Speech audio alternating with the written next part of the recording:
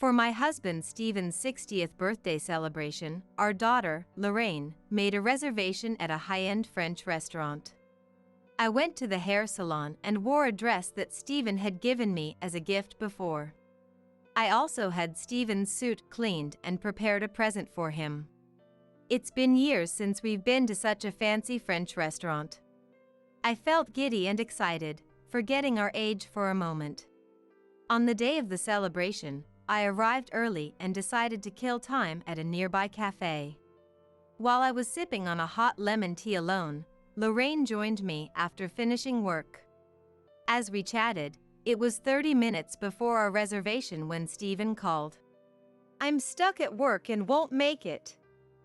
I'll cancel the reservation." "Wait a minute, can't you ask to delay it a bit? When will you be done?" "Another time, okay? I'm busy, gotta go." Even though he was busy, this was too sudden. Lorraine had gone through the trouble of making the reservation, and I had been looking forward to it so much. Seeing my disappointment, Lorraine stood up with a smile. "If he canceled it now, there's still time. I've always wanted to try that place. They should be preparing since it's 30 minutes before. Let's go." "You're right. After all, you made the reservation for us."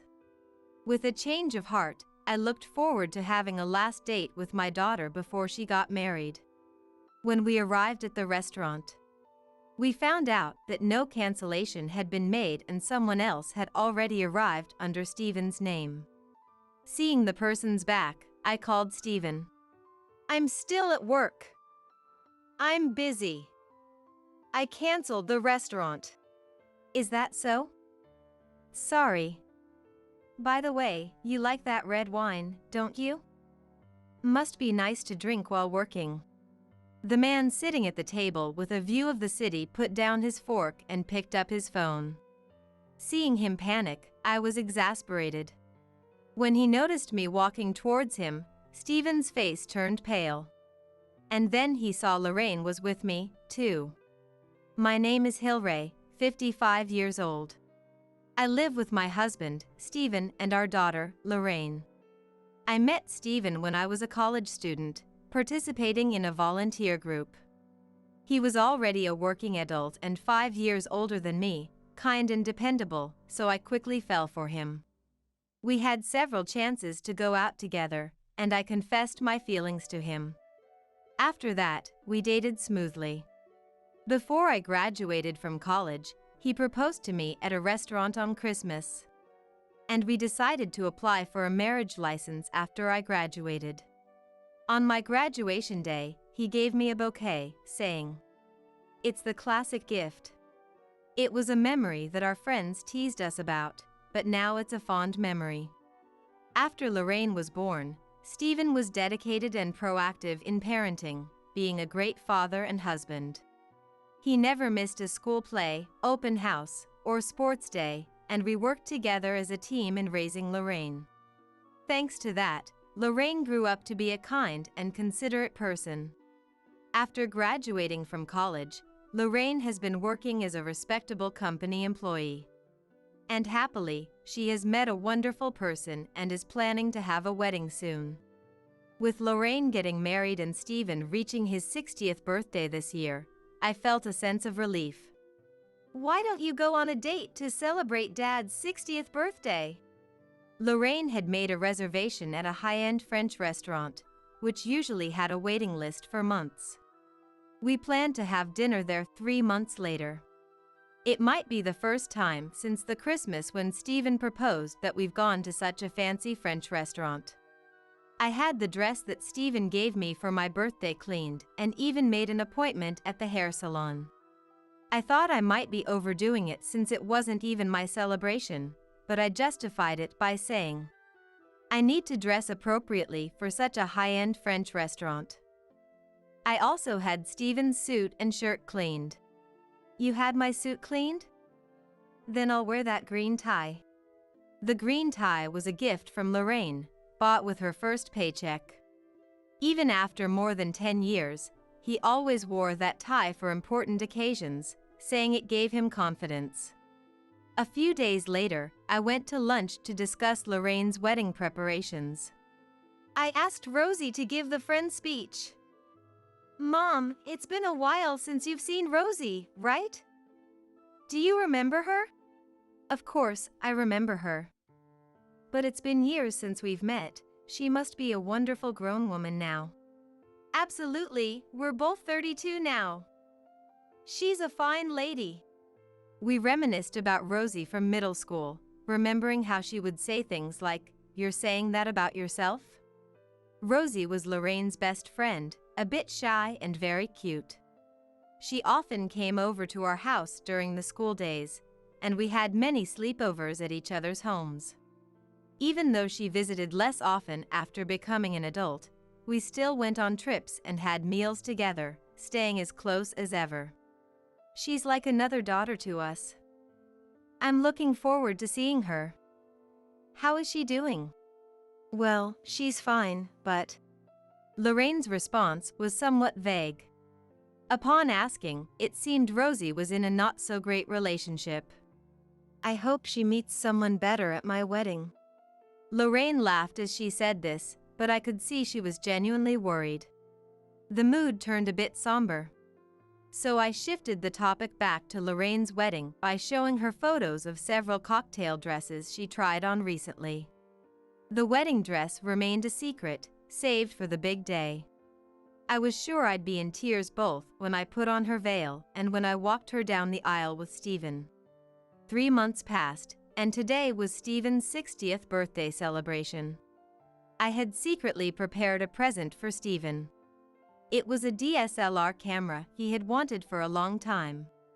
Stephen's dream after retiring was to travel around the country with the camera. Dad says he wants to date all over America and take lots of photos. You two are really close. Remembering this, I bought the camera with some excitement.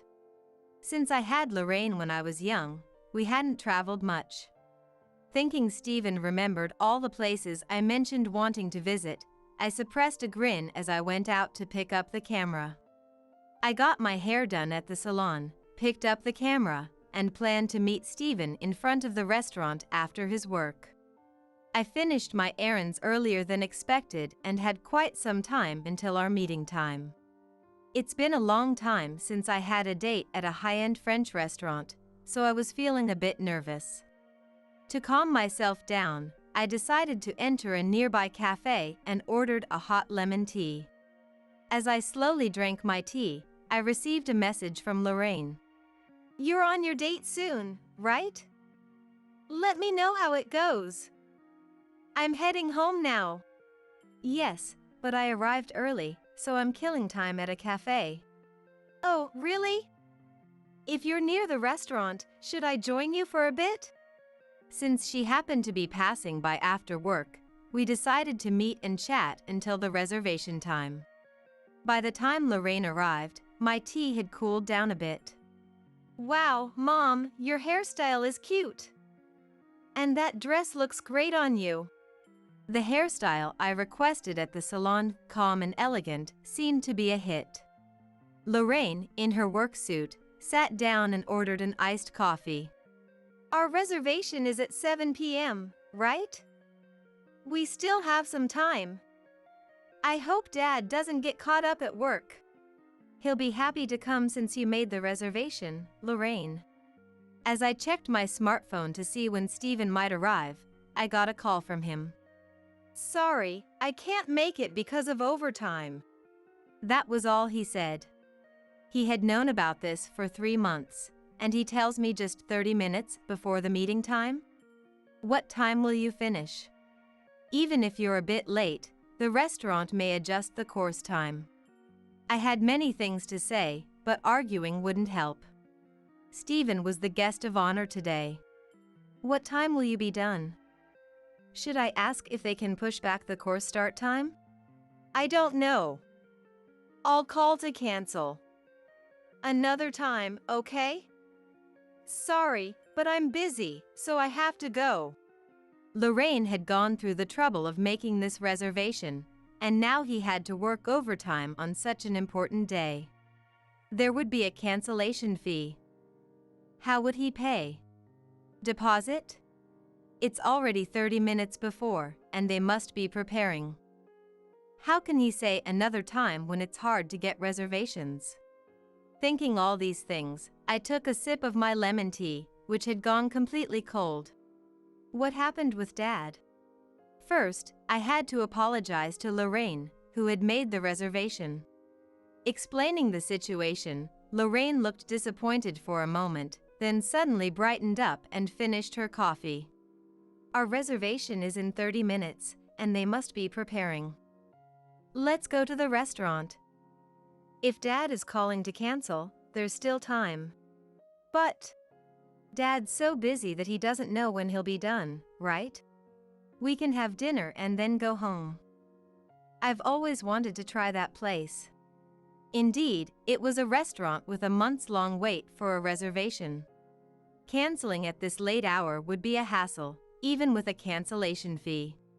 Stephen's celebration could be another day. Today could be a date with my daughter before her wedding. Excuse me, we have a 7 p.m. reservation under holder. I believe a cancellation call was made, but we can make it now. The popular restaurant was bustling with people. Let's ask for a table with a view of the night sky, Lorraine whispered from behind me as we waited for our turn. The shop assistant checked her notebook, then asked if we were indeed holder. We have only one reservation under holder for tonight, and someone already arrived under that name. We haven't received any cancellation notice. Could you confirm the contact number used for the reservation? Lorraine gave her number. Yes, the contact number matches. However, 2 people already arrived under the name holder. What? But my husband said he couldn't come and told me to cancel. My daughter is available now, so I thought we could still make it if there's time. Who could possibly? Could someone have used our reservation without permission? I was so happy Lorraine made the reservation and might have bragged about it to some people. But who would do such a thing? Lorraine pressed the confused attendant, asking which table the person was at. You confirmed the reservation under holder, right? I have the right to know who used my reservation without permission. Please tell me. The table they pointed to was the one farthest from the entrance, a lovely window-side counter. It was a beautiful spot where you could see the night view side by side. Lorraine and I hid behind a nearby pillar. A man and a woman were seated, and the man was unmistakably Stephen, who had called earlier in a cold tone saying he couldn't make it due to overtime. The woman's face was hidden, but she looked much younger than Stephen. I couldn't comprehend or didn't want to comprehend the situation. Stephen, who lied about working overtime and canceling, was here with a woman at the restaurant my daughter had reserved for his birthday celebration. I was sad, but the fact that Stephen would do such a thing at a restaurant my daughter had thoughtfully reserved made me furious. Most painfully, Lorraine realized that the man sitting next to her was Stephen. Hoping it was a mistake, I called him. Hey, are you still working overtime? What? I'm still at the office. I told you, I don't know when I'll finish, I'm busy. I have to go. When I called Stephen, the man at the counter put down his fork and answered his phone. Sorry to bother you while you're busy. By the way, Stephen, you do love that red wine. Must be nice to drink on the job. Stephen quickly pulled the phone away from his ear and looked around. As he frantically scanned the room, I walked toward him, thinking, if he's this panicked, he shouldn't be doing this. Lorraine followed me, and when Stephen saw us, his face turned pale. The woman had her head down, her face hidden. Stephen stood up, trying to shield the woman from view. Working in a place like this? Quite the job. Didn't you say you were at the office? When did your office become this fancy? And who is this woman? What are you doing here? When did your office become this fancy? And who is this woman? What are you doing here? Hilray, why are you here? Just finished work. I was taking a break. I wanted to thank her for helping with my overtime. You said you were at the office on the phone just 10 minutes ago. You said you couldn't come because of overtime. Poor lies are unbecoming. Tell the truth. As Stephen struggled to respond, Lorraine, who had been silent behind me, moved closer to the woman. Rosie. Rosie? Lorraine's friend Rosie? The woman, called Rosie, slowly lifted her head. With makeup on and after years of not seeing her, I barely recognized her as Lorraine's childhood friend who often visited our home. We just happened to meet and decided to grab dinner. Rosie awkwardly glanced around, clearly lying. Enough of that. You told me you were having an affair with a married 60-year-old. I told you to stop countless times. Rosie, what's going on? You told me you were dating a 60-year-old. That he had a wife and daughter but would divorce and marry you once his daughter got married. That was about our family? I knew she was seeing someone bad, but an affair? And telling her best friend, who was also her lover's daughter, about it. I couldn't fathom Stephen hitting on his daughter's friend or Rosie dating her friend's father. As Lorraine questioned Rosie, she finally began to speak. I had a crush on Mr. Stephen since I was in high school. He was more mature and kinder than the boys in my class. I often ran into him when I left Lorraine's house, inviting him out on dates. He gave me his contact info at my high school graduation. I had no idea it started that long ago. I could understand a young girl's crush on an older man, but Stephen giving her his number was unforgivable. We had a few meals together in college, and by the time I graduated, Stephen asked me to date him. We'd been seeing each other for over 10 years. Stephen asked her out? By the time she graduated was around the same time he proposed to me. It felt like all our memories had been tainted. Lorraine is getting married, so it's time, right? I've been a good husband and father for many years. It's time for us to start our second lives. Start a second life? That was his plan all along. We had worked hard as a couple raising our daughter, with little time just for us. That's why I was looking forward to traveling together. I even bought a camera for this, but it was for his trips with his mistress. I had so much to say, but no words came out. As tears threatened to fall, a senior shop assistant approached. Please, you're disturbing the other guests. Only then did I remember we were in a restaurant. We'll talk later. Lorraine and I are leaving. Stephen, don't come home tonight. As Lorraine pulled me away, I caught a glimpse of Rosie looking smug. Later, we arranged a meeting with Stephen, Rosie, and her parents. I'm truly sorry. When the door opened, Rosie's parents bowed deeply, almost touching the ground. Nice to see you again. Our daughter has done a terrible thing. We are so sorry. In the living room, facing me were Rosie and her parents, with Stephen sitting between us. We've been friends with Lorraine for so long, and now we've betrayed you. We're deeply sorry. We had no idea she felt this way since school. We are also responsible. They bowed again.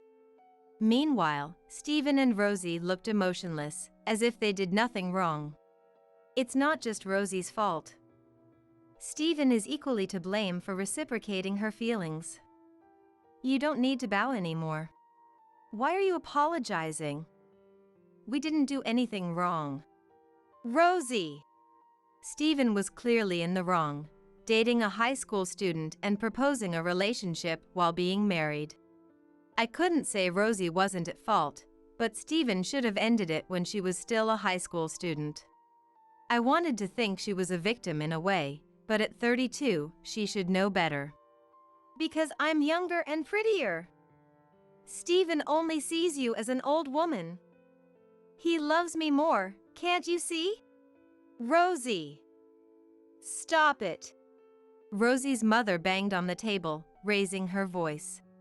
If I'm an old woman, Steven, who is 5 years older, must look even older.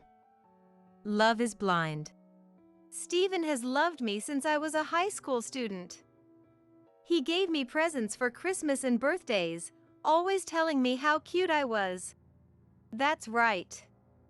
Compared to high school Rosie, you're just an old woman. You're not as cute as you used to be. I won't spend my life with a housekeeper like you. You should be grateful I've supported a housekeeper I don't even love. The man I admired and fell in love with turned out to be this pathetic? Dating his daughter's friend, taking her affection seriously, and going out on dates. Wearing the suit I had cleaned and the tie our daughter gave him for these dates. I always thought he was a good father, someone I looked up to, and tried to stay attractive for him. This is pointless. Lorraine! I called toward the door connected to the bathroom, and Lorraine came out holding a voice recorder. Everything said here has been recorded. We will consult a lawyer and file for compensation for adultery. Steven and Rosie turned pale at the mention of compensation for adultery. A lawyer? We've already consulted a lawyer, a friend of Lorraine's husband. We have the right to claim compensation for the years of infidelity. Hearing this, Rosie turned even paler and approached Lorraine. Hey, we're best friends, right? We've been close since junior high school for almost 20 years. And if I marry Steven, I'll be Lorraine's mother. Asking me for divorce compensation is ridiculous. Lorraine, on the verge of tears but holding them back, glared at Rosie. Rosie, confused by her gaze, kept muttering. We're best friends, right? Yes, we've been best friends for nearly 20 years. Best friends. But how many of those years did you betray me and Mom? Rosie, you're the one in the wrong. Rosie's eyes darted around, then she moved closer to Steven as if seeking protection from Lorraine, who kept advancing. Steven, shielding Rosie, glared at Lorraine and yelled at me. A mere housekeeper asking for divorce compensation is absurd. Rosie will be Lorraine's mother. And if you want to demand divorce compensation, pay back all the money I've spent on you. Rosie will be Lorraine's mother? Don't be ridiculous. I am the only mother of Lorraine. Steven, who cheated on me while wearing the tie Lorraine gave him, is no longer her father. This child is mine alone. No matter how it started, you two have been in an affair for years. You're the ones responsible for this divorce. You both will pay the divorce compensation. This child is mine alone. No matter how it started, you two have been in an affair for years. You're the ones responsible for this divorce. You both will pay the divorce compensation. Seeing no way to win, Steven's face turned bright red. Rosie, now beyond pale, looked at her parents, probably hoping they would help. But they wouldn't even look at her. If you continue this relationship, you're no longer our daughter. Pay the divorce compensation yourself and get married or do whatever you want. Never come back to this house. Rosie, in a state of shock, couldn't believe her parents were abandoning her. Despite everything, she stayed by Steven's side, making it clear they had no intention of ending their relationship. I had no intention of staying married to such a man, nor did I want Steven acting like a father to Lorraine or pretending to be a friend. We'll handle the details through our lawyers, I said, as Rosie's parents dragged Steven and Rosie out of the house. Through our lawyer, we demanded divorce compensation, but both refused, claiming they had done nothing wrong.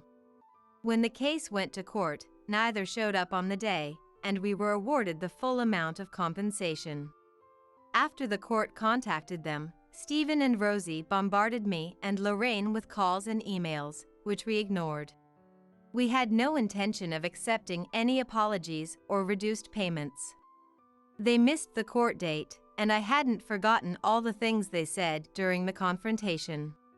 Since we requested an amount slightly higher than the average, their combined savings were completely depleted after paying in full. Rosie and Stephen were kicked out by their respective parents and ended up living in a small apartment with no one to turn to. Stephen's parents, being elderly, were shocked when he introduced Rosie, a girl young enough to be their granddaughter, as his new wife. Lorraine's wedding went on as planned. The speech by her friend was cancelled. Instead, the groom's friends stepped in with a side attraction that brought great excitement, making it a wonderful reception. I even got to walk her down the aisle, which felt like a small bonus. "Mom, if you wouldn't mind, could you live with us? We're expecting a baby, and it would be reassuring to have you with us, if you don't mind." While it was a lovely offer, I didn't want to intrude on the newlyweds. So I used a portion of the substantial divorce compensation to remodel our home into a two-family house. Next spring, Lorraine will become a mother. I look forward to meeting my adorable grandchild and supporting their family. Rochelle. Congratulations on starting middle school. Charla, my son's wife, beamed with pride as she celebrated our granddaughter Rochelle's achievement. Thank you, Charla. Charla opened her bag with a smile, taking out a box filled with freshly baked bread. "You made this bread?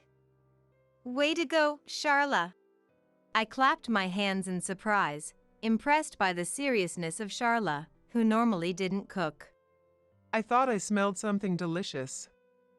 So you baked bread?"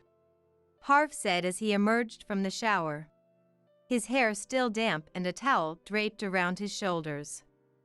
He inhaled deeply, savoring the enticing aroma wafting through the kitchen. "Too bad for you. Charla made this bread exclusively for Rochelle. There's none for you." I laughed as I spoke, and Harv looked a bit disappointed, "I see," but chuckled good-naturedly, humming a cheerful tune. Charla reheated the boxed bread in the microwave and transferred it to a plate. "I made this for Rochelle, so make sure you eat it all, okay?" As Rochelle took the bread, she suddenly sneezed. Immediately, Harv abruptly reached for the plate of bread. And before anyone present could stop him, Harv tossed the bread, plate and all, into the garbage can and quickly closed the lid with a decisive thud. "What on earth are you doing? How could you do something so cruel?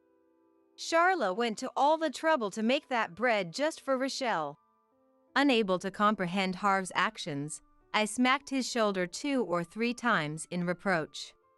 "Nana, stop!" Rochelle grabbed my arm to stop me. "Pop, thank you." Her eyes glistened with large, shimmering tears. "My name is Bella, and I'm 60 years old. I work part-time at a local supermarket while living with my husband Harv, a civil servant. We have 2 children, but they're both independent now and have started their own families. Our son, Roland, rented an apartment within walking distance of our house, where he lived with his wife, Charla. Charla was a full decade younger than Roland. "Nice to meet you, Bella. I'm Charla. It's a pleasure."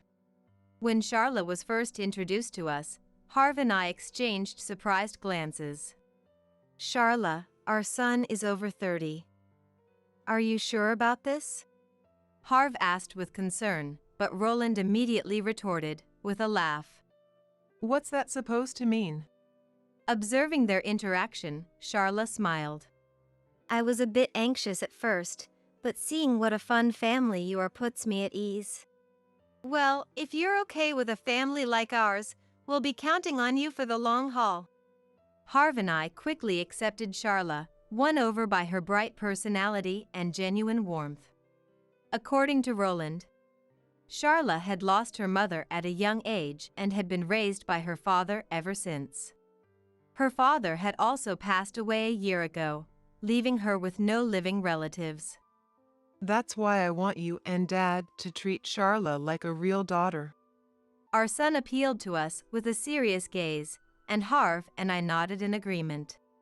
Charla, from today onward, we'll treat you as our real daughter. And we want you to think of us as your true mom and dad. Bella, Harv, I can't thank you enough. I'm so happy to have met Roland and his wonderful parents. Charla's eyes brimmed with tears as she bowed her head repeatedly in gratitude. Due to his job in sales, Roland inevitably had to travel frequently for work. Whenever we had time, we would keep Charla company and engage her in conversation. Charla seemed to struggle with cooking, and when Roland wasn't home, she would always resort to buying pre-made meals from the grocery store. That's no way to live, dear. Come have dinner at our place every night. Wouldn't it be a bother? Although Charla politely declined, her face lit up with a radiant smile at the invitation. Nonsense. You're like a real daughter to us, so don't hesitate to rely on us a little. Besides, it's always just Harv and I. Having you around would brighten up our meals. Well, if you insist, I'll gratefully accept. From that day on, Charla began having dinner with us every evening. Additionally, Charla apparently had trouble keeping her place tidy. When I went to check on my son and daughter-in-law's apartment, I found the room littered with bags full of garbage and piles of laundered clothes. Bella! I'm so embarrassed for you to see this mess. Charla hastily tried to shove the garbage bags and laundry into the closet. Her cheeks flushed with shame. You need to take out the trash on the designated days. And make sure to separate it properly according to the local rules. I went home to retrieve the community newsletter outlining the garbage disposal guidelines and handed it to Charla. I'll come help clean whenever I have time too. Roland asked me to take good care of you, so don't hesitate to ask if you need anything. From then on, Charla began seeking our help at every turn, her requests growing more frequent and demanding. There are weird bugs infesting the kitchen and I'm at my wit's end. I'm too scared to deal with it myself, so please. The laundry has piled up. Can you put it away for me? My friends are coming over to hang out. So could you go shopping for me instead? After just 3 months, Charla's demands were escalating rapidly, her reliance on us becoming increasingly burdensome. Even the mild-mannered Harv grew suspicious. Aren't we being a bit overprotective? If she can do things herself, we shouldn't let her rely on us for everything. His brow furrowing in concern as he voiced his reservations. Some days, my part-time job would run late, and I'd return home exhausted. Even on those days, Charla would come over as if it were the most natural thing, handing me a basket overflowing with laundry. I showed you how to use the washing machine last time, remember? We have the same machine, so you should be able to do it at home, right? When I chuckled wryly, sighing in exasperation. Oh, right. Charla stuck out her tongue playfully. When you scold me like that, Bella, it makes me happy. It feels like I'm being scolded by my real mother. Seeing her suddenly display a lonely expression, I found myself unable to speak any harsher words. You're having dinner at our place tonight too, right? Yes. Bella's cooking is the most delicious in the world. Although I thought her phrasing was a bit over the top, I couldn't bring myself to turn away Charla when she acted so endearingly.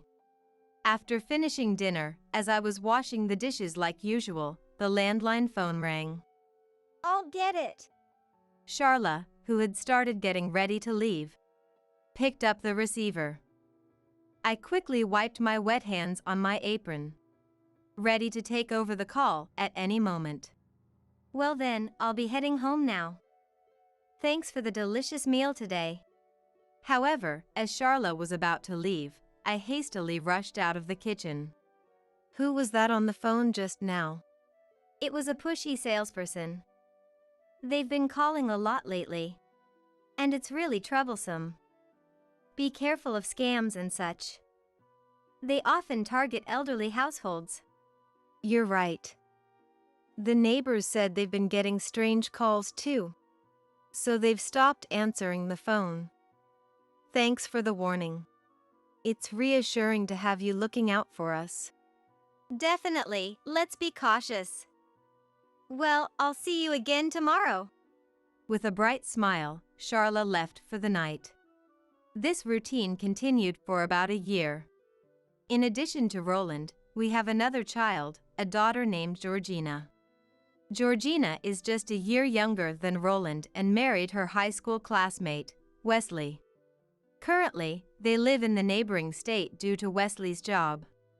The distance is not insurmountable by car, and we understand that our daughter's family has their own circumstances. And we can't expect them to come over often just because we're feeling lonely.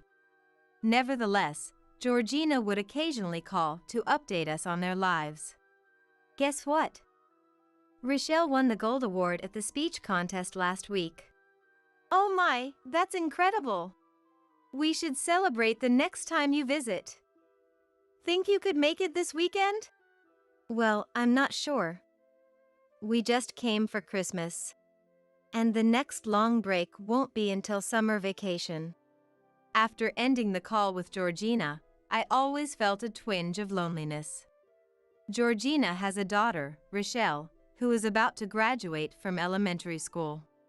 Rochelle is our one and only grandchild, a precious light in our lives. She affectionately calls us Nana and Pop. Her love for us evident in every embrace. Up until a year ago, Wesley would drive the family to visit us every weekend without fail. Rochelle's laughter filling our home.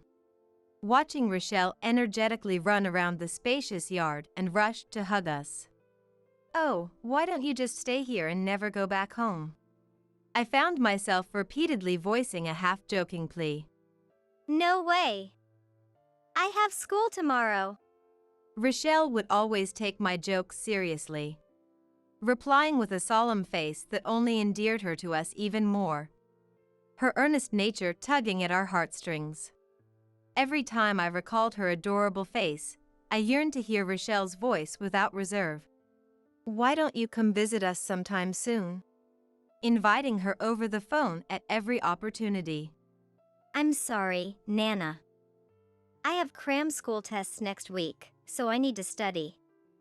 This week, I promised to go shopping with my friends.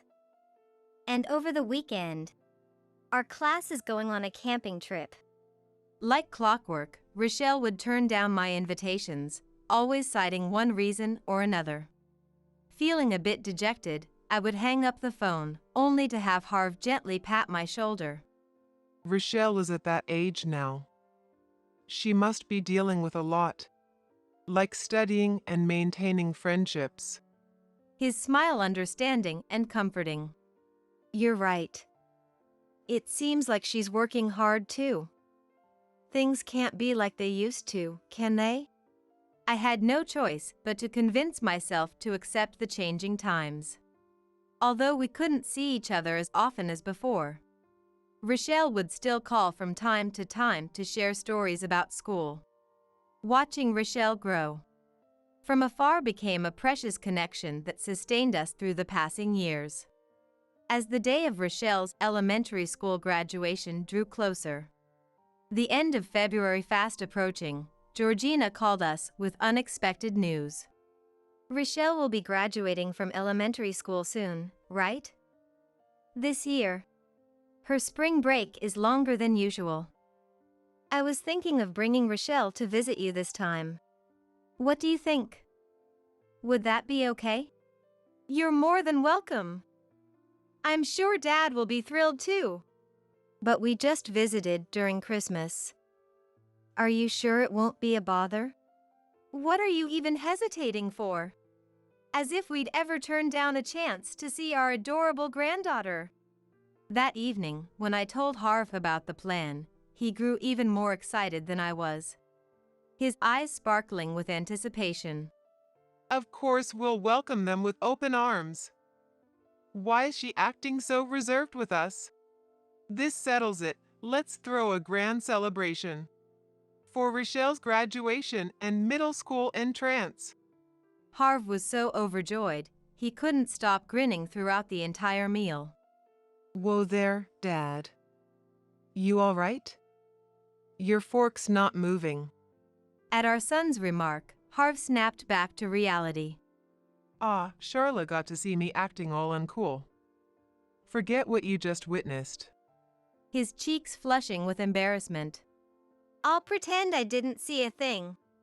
Charla laughed softly, her eyes twinkling with amusement. That day, Roland had finished work unusually early and was having dinner with Charla at our place. It's the last Sunday of the month, right? I've got a business trip that day. There's an important meeting with a client, so it'll be tough for me to make it. Come on, it's Rochelle's graduation and entrance celebration. Can't you do something? Don't be unreasonable. This is work we're talking about. Roland gave a wry smile at Harv, who always lost all sense of boundaries when it came to Rochelle. A celebration for her entrance into middle school? That sounds wonderful. I think I'll do my best for my cute little niece that day too. Charla suddenly declared with a beaming smile, her enthusiasm infectious. Do your best at what? Well, let's see. I'll cook something special. What? You're going to cook? Are you sure about that? I feigned exaggerated surprise, but deep down, I was absolutely delighted. Charla, who never lifted a finger in the kitchen or with household chores, had just proclaimed she would put her heart into cooking for Rochelle's sake. It's okay, right? Of course it's okay. Oh, I can't wait to see what kind of dishes you'll whip up. Thank you.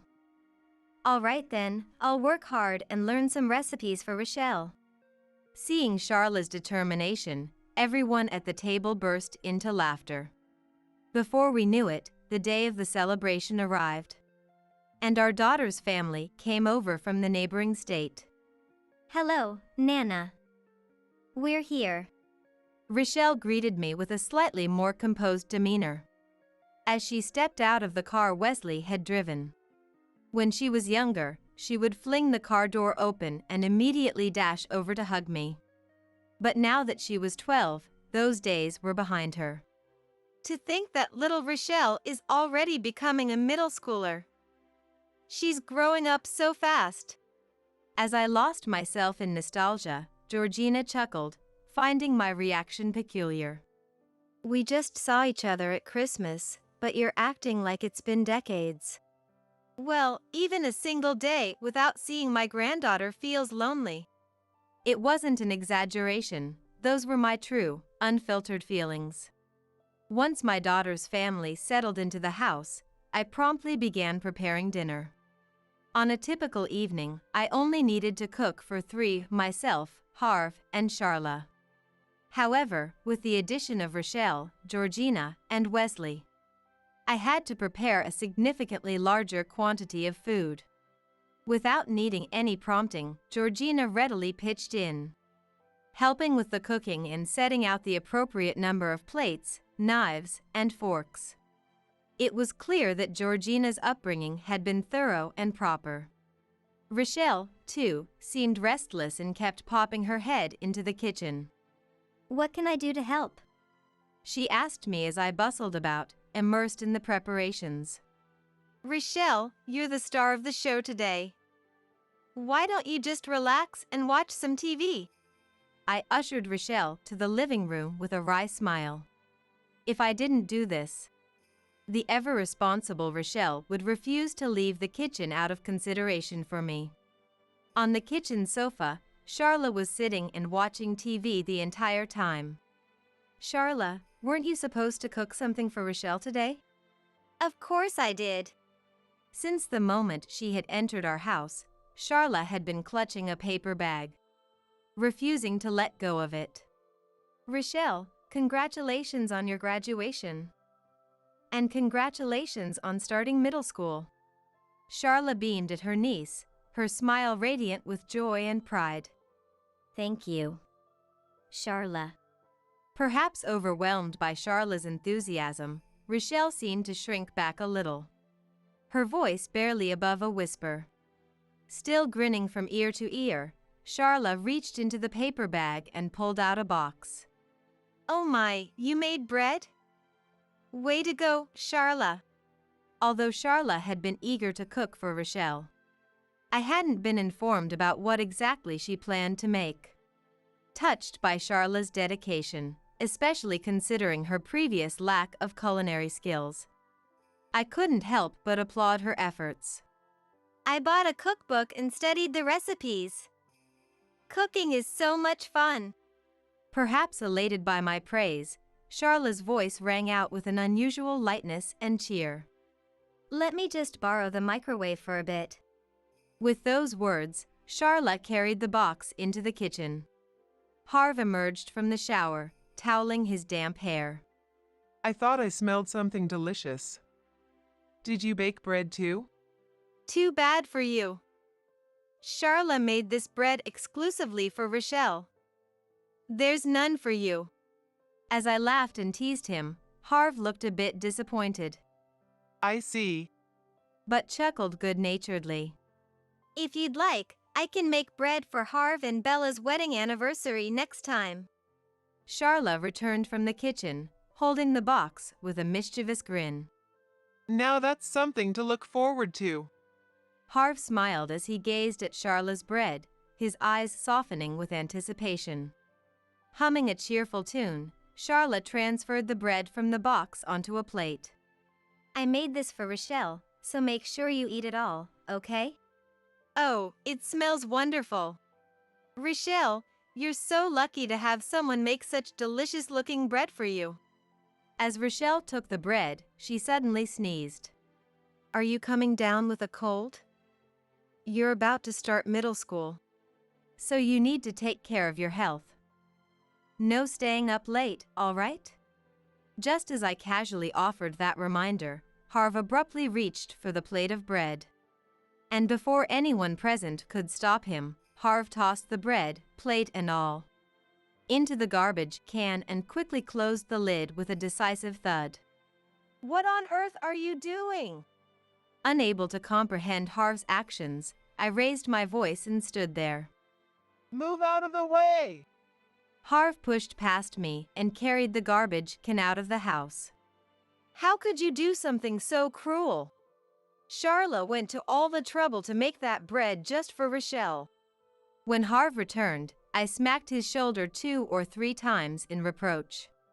Nana, stop! Rochelle grabbed my arm to stop me. Her eyes glistened with large, shimmering tears. Pop, thank you. Rochelle's voice trembled as she expressed her gratitude to Harv. Rochelle, what's going on?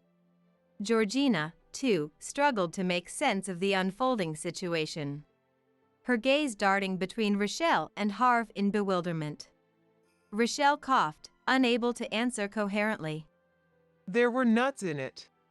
Harv's face contorted as he spoke in a low, pained voice, a mixture of anger and sadness coloring his tone. Nuts? That can't be true. Rochelle had suffered from a severe nut allergy since birth.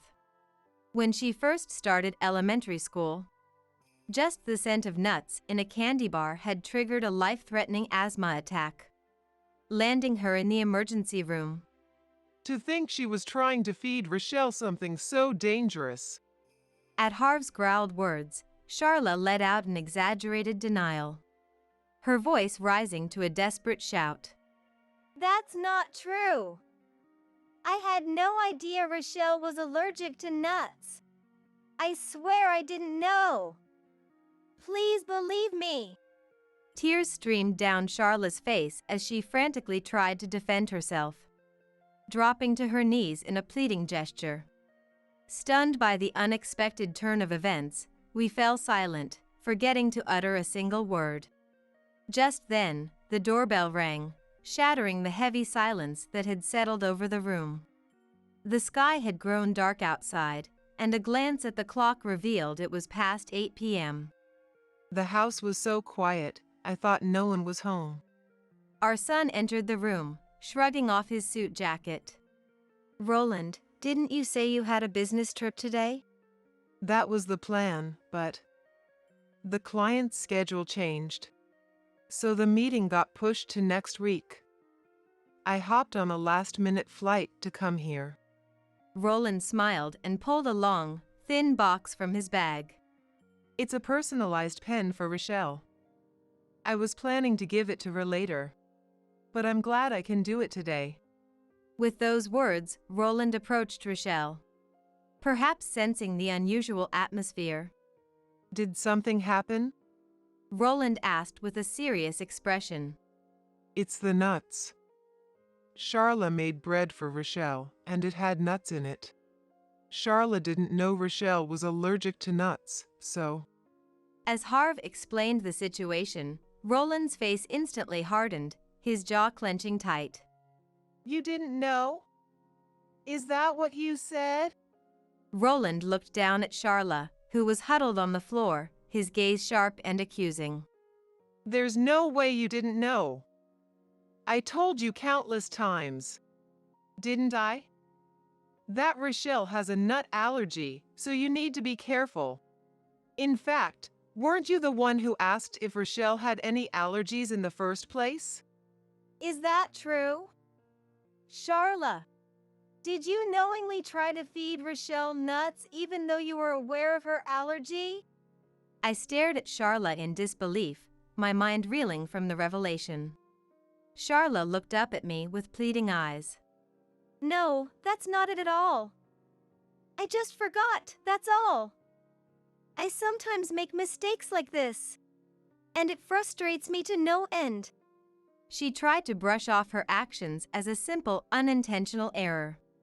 Then, Georgina, who had been silently observing the scene, spoke up, her tone measured but firm. Charla, that's not the only thing you're hiding, is it? Her sharp gaze pierced through Charla as she questioned her. What do you mean? There's more to this? I felt as if everything I had believed in was crumbling before my eyes. And I feared I might lose my sanity. It was around the end of last year. Rochelle called to talk to Mom and Dad. But Charla answered the phone. And you know what she said to Rochelle? In a low, scolding voice. She told her, "Don't come over to play anymore." I was right beside her when I heard those words. And I couldn't believe my own ears. That's a lie! Why would I ever say something like that? Charla denied it vehemently, her voice trembling with emotion. However, Georgina refused to relent in her pursuit of the truth. Rochelle wrote countless letters addressed to Mom and Dad, but not a single one received a reply. Did you read those letters, Mom and Dad? At Georgina's question, I turned to Harv, but he shook his head in denial. Until that very moment, I had been completely unaware that such letters had been sent. Is that true, Rochelle? You wrote letters and sent them to us? Rochelle nodded. And while Mom and Dad were out at work, Charla took it upon herself to retrieve those letters from the mailbox and dispose of them. Didn't she? You even laughed as you told me about it yourself. That's another lie. I never did anything like that, not even once. Charla denied it once more, her voice rising in desperation. Georgina walked over to the landline phone. You see, this phone has an external automatic recording device installed for fraud prevention. Your conversation with Rochelle should be properly recorded. With a matter-of-fact tone, she specified the relevant date and time. Then pressed the playback button. Grandma and Grandpa are really bothered by it, you know. They find the phone calls annoying too. Rochelle, you're already in 6th grade, aren't you? Aren't you embarrassed to keep relying on them like a child? Well, I suppose I can turn a blind eye to the occasional phone call. But coming over every week is just inconsiderate, don't you think? Grandma and Grandpa are too kind to say it outright, but that's how they feel. Writing letters is pointless too. I tear them up and throw them away so they don't burden Grandma when she comes home tired from her part-time job. Listening to Charla's recorded voice, I was overcome by a wave of dizziness. Charla, what is the meaning of this? When did I ever say that Rochelle was a bother? Charla merely trembled, refusing to utter a word in her defense. Rochelle made me promise not to tell Mom and Dad because she didn't want to worry them. But I can't stay silent anymore. Not after you knowingly tried to feed her nuts despite her allergy. Rochelle, Georgina. I'm her husband, and yet I had no idea. I'm so sorry.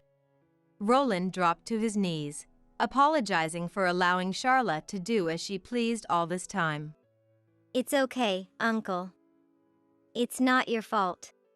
I don't think there's cause for concern, but just to be safe, take her to the hospital immediately.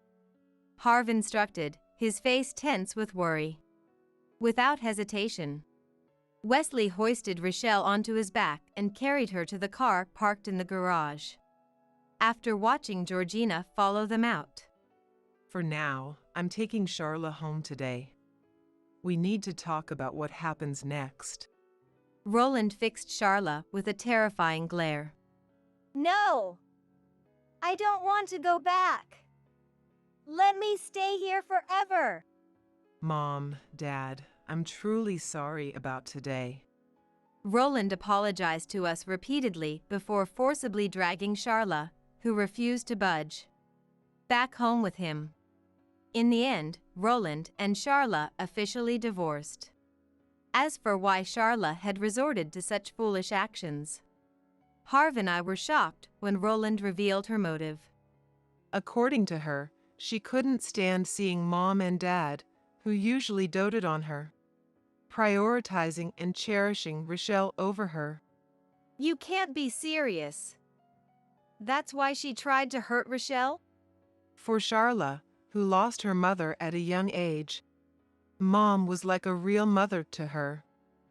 But Mom loved her granddaughter Rochelle even more than she loved Charla. She must have been jealous, feeling like her mother was taken away from her. Roland's next words pushed our anger towards Charla to its peak. She showed no remorse at all. She said we were making too big a fuss over a mere allergy. She even laughed as she signed the divorce papers. This isn't some harmless prank that can be brushed off. You're right. This is a crime. We can't forgive Charla for hurting our precious granddaughter. After discussing it among the three of us, Roland took a doctor's medical report to the police and filed a criminal complaint against Charla for assault. Upon her arrest, Charla admitted during the investigation that she had deliberately mixed nuts into the bread. Now, detained in a holding cell, Charla awaits the day of her trial.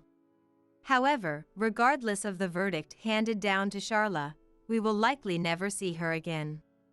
Rochelle, now a middle school student, is happily sweating it out with her teammates in the softball club. On a day with a pleasant autumn breeze, I find myself at Rochelle's middle school. Grandma, did you see me hit that ball? Rochelle flashes me a carefree smile, unchanged from her childhood days. On that fateful night of her graduation celebration. If Harv hadn't realized Charla's true intentions, we might never have seen Rochelle's smile again. Thanks to Harv, who saved our precious granddaughter from crisis in the nick of time. Rochelle's future is now protected. Grandma, what's wrong? You've been staring at my face for a while now. It's nothing. I was just thinking about how adorable you are. No matter how many times I look at you. What's that? Don't say weird things. It's not weird at all. You are our irreplaceable treasure. When I said this with a serious face, Rochelle averted her gaze, looking a bit embarrassed, and ran off to join her friends. She says she wants to be a nurse in the future. Apparently, the nurse at the hospital we rushed to that time was so calm and reassuring. Rochelle found her dream for the future, wanting to become someone like that. I guess it wasn't all bad. Georgina spoke as she watched her daughter, who had grown so strong and resilient. Is that so? I was really worried after what happened. Rochelle is a tough girl, isn't she? I, too, will do my utmost to support and protect Rochelle's strength. To be there for her and help her as she moves forward into the future. We'll be living with my real mom, so you can go to some cheap facility for the elderly. Good luck with your life then. My name is Linda. I've been married to Snow for 10 years. Snow has a child from a previous marriage, Carrie. Perhaps because we got married during Carrie's teenage years, Carrie has never really taken to me. Despite my efforts to get along, it seemed to only make things worse, and it became evident that Carrie disliked me more as time went on. So, I've been keeping a respectful distance.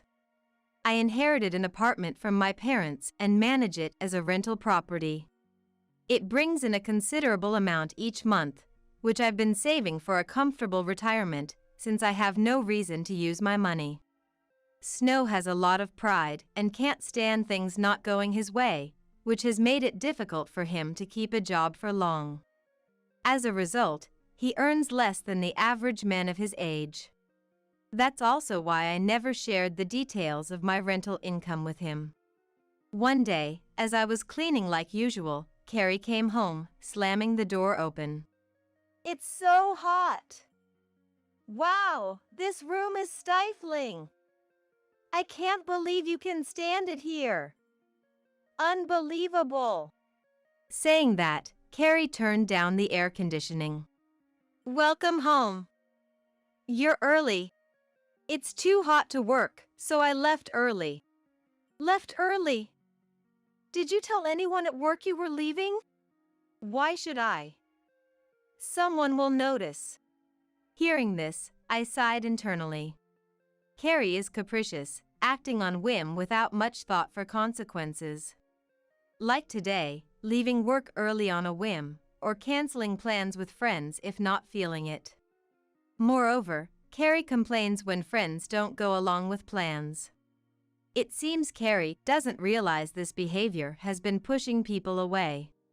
I've even received a call from Carrie's workplace before. It was about Carrie's attitude at work, saying, "Pock." We've sent to him multiple times about his work attitude, but there's been no improvement. Could the family possibly discuss this? However, when I mentioned this to Snow, he was furious with the company. He told Carrie to quit such an inflexible job, and Carrie did. He has always doted on Carrie, spoiling her considerably. Of course, it's natural to cherish one's daughter, but he never disciplined her, always bending to her will. As a stepmother due to remarriage, I felt it was wrong to continue this way. I tried to teach Carrie about empathy, manners, and posture, but she wouldn't accept it, and my husband told me not to interfere, leading me to give up. While resuming cleaning and sighing, Carrie's mobile phone started ringing. Yikes, it's my manager. Hello? No, I've already gone home for the day. Oh? I forgot about that meeting with a client today. Please apologize on my behalf. It was clear from listening how selfish her reasoning was. Watching her talk to her manager while lounging on the sofa, I sighed again. Later that night, Snow came home. As I was warming up his dinner, Carrie entered the dining room. Dad, you're home. Listen, it was so hot today, right? That's why I left work early. She began telling him about her day. Really? So you got a lecture from your manager for that? Why not quit if the company restricts your freedom? Right? I've been thinking about it. Listening to their conversation, I felt dismayed. But I knew better than to intervene, as it would only lead to a quarrel, so I silently prepared his dinner. While he was eating, Carrie, talking and eating, caused him to drop his fork. As I picked it up silently, he started. This fork is hard to use. You bought this, right? If it was easier to use, I wouldn't drop it. This was nothing new. He has such high pride that he never admits fault. Really, Linda, you're so inconsiderate. I'm sorry. I'll buy something easier to use. Apologizing seemed to satisfy him, and I occasionally reminisced about how I didn't realize how proud he was when we were dating, thinking he was a kind person. Maybe I'm just tired. After a while, Carrie went back to her room, and I was washing the dinner dishes. Today we started using a new tool at work, but it doesn't suit me, so I submitted a feedback form to my boss. A feedback form? Yes. I can't have it slowing down my work. Honestly, doing things manually is best. But if it's the company's decision, shouldn't you try to adapt? Saying that made my husband visibly upset. Are you saying I'm wrong? No, that's not it at all. I'm sorry. If this proposal doesn't get approved, I'm quitting my job. I don't want to work under these conditions. It seems the saying like father, like son perfectly describes this situation. Snow, like Carrie, has a hard time sticking with a job. At the slightest dissatisfaction, he's ready to quit, having left several companies already. He's 53 this year. Does he really think finding another job at his age will be easy? Talking with him only tires me out, so I decide to go to bed early. A month passed, and I started to notice something off with my husband. It seemed like my intuition was right. He always had his phone with him, now locked tight. On his days off, he'd head out for golf with his boss every week, and he started coming home later from work. I couldn't help but wonder if he was having an affair, but oddly, I wasn't as shocked as I thought I'd be. Is it because of age? Or has my love for him simply withered away? Feeling restless about it all, I decided to hire a detective to look into it. The detective was very understanding and agreed to take the case. About 3 weeks after hiring them, I got the results. It was bad news. My husband was indeed having an affair. Surprisingly, I was able to stay calm as I listened. But hearing who it was with felt like a knife twisting in my heart. It was his ex-wife. Among the photos the detective showed me, some even included Carrie, showing they'd been meeting up without me knowing. Realizing I was betrayed by the two people I could call family was devastating. Seeing my distress, the detective offered, "If you're considering a divorce, I can introduce you to a lawyer who specializes in such cases." I took the lawyer's business card just to be cautious, let them know I'd talk things over, and left with the investigation results. When my husband returned home late at night, and with Carrie already asleep, I broached the subject. I showed him the detective's findings and demanded an explanation. At first, he was taken aback by the results, but then he quickly turned defensive and started questioning me. Why are you doing this? You trying to make a fool out of me? I didn't want to make a fool out of you. I was just concerned about your behavior and wanted to know the truth. So, are you satisfied now? No, I want to hear it from you. What were you thinking, having an affair? An affair? It might look that way. But it's your fault, you know. What do you mean? I married you, even though you were secondhand, and you don't earn money, you're getting older, and you've never shown any gratitude for everything I've done for you. Is there any benefit for me being with you? Hearing this, I realized he had no idea about our financial situation. He didn't know that the rent and living expenses were almost entirely covered by my rental income. His salary from job hopping surely wasn't increasing, likely much less than his peers. He was oblivious to that fact. Are you serious? Of course I am. And you should know, the affair was with my ex-wife. Carrie is happy about us getting back together. There's no need for me to continue living with you. Carrie's happiness is my priority. I understand how you feel. So, we're thinking of divorce then? It's not a matter of thinking, it's decided. It's actually good timing that this came out now. Get the divorce papers first thing tomorrow. Facing such cruel statements, I no longer felt sadness. Instead, I was overwhelmed by regret, wondering why I ever ended up with this person. Understood. I'll go to the municipal office tomorrow. How will you explain it to Carrie? Don't worry about it, I'll tell her. She hates you anyway. Okay. Though I knew he was not one to admit his faults, I was still taken aback by his blatant lack of concern. This unexpected reaction left me feeling even more dejected. Realizing I had never been needed hit me hard, making me question my entire existence up until now. The next day, I went to the municipal office to get the divorce papers. Stopping by a convenience store to buy a drink, I rummaged through my bag and found a business card. A lawyer. It was the card the detective had given me the day before. Considering the situation had escalated to divorce, I decided to seek advice. After collecting the divorce papers, I called the law firm straight away. Mentioning the detective's referral, I was able to smoothly secure an appointment. There had been a cancellation for the next day, so I booked that slot immediately. While preparing dinner as usual, Carrie came home. Ew, making dinner even though you're getting a divorce? Is this some kind of lingering attachment? It seemed she had already been informed by Snow. If you don't want it, you don't have to eat.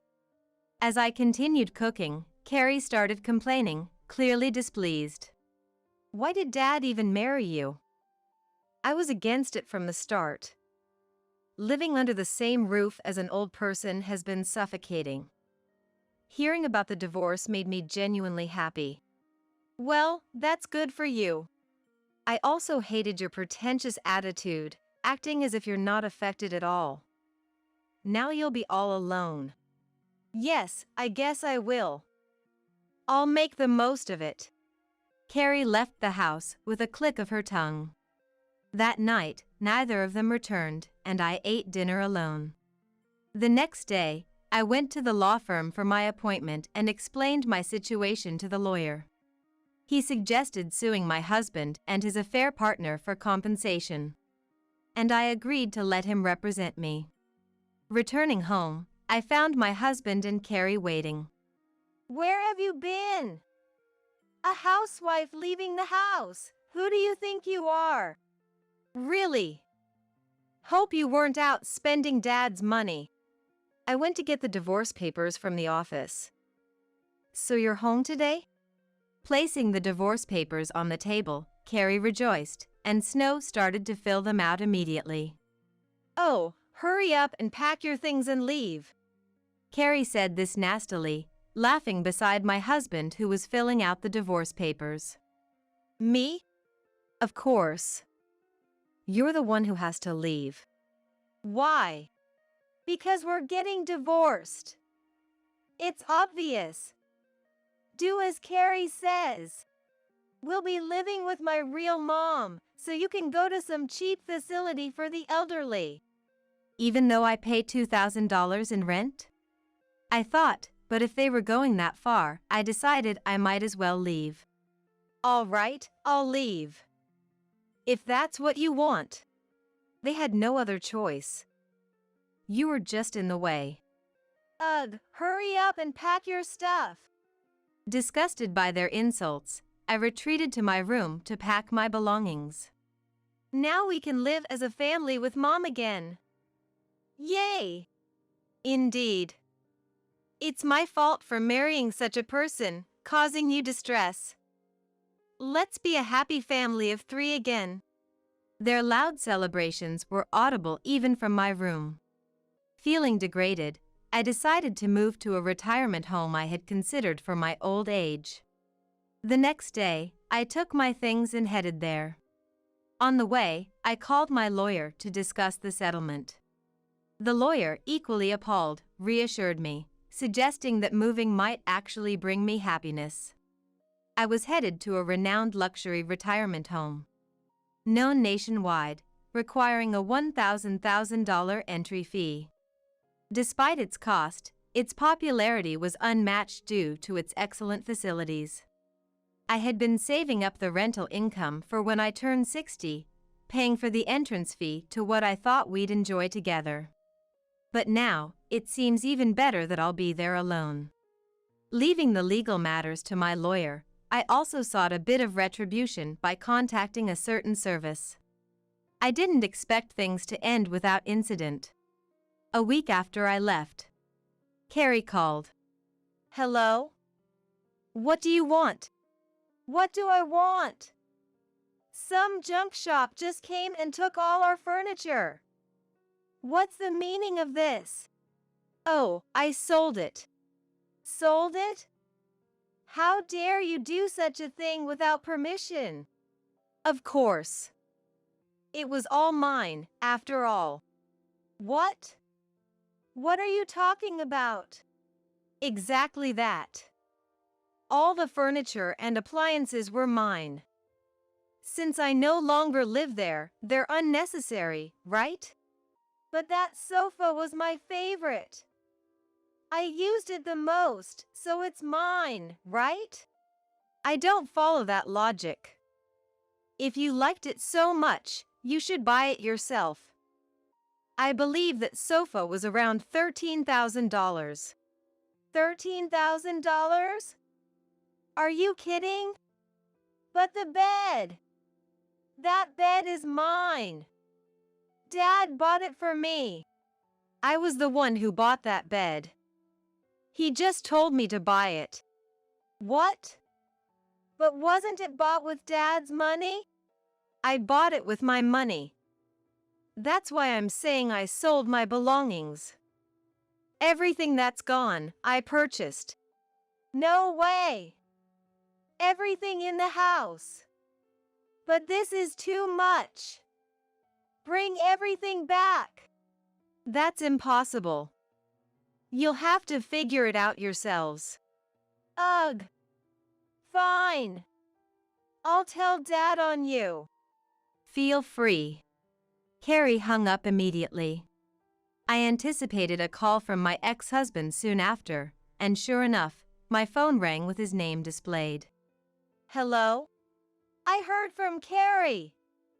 What have you done? You're aware, right?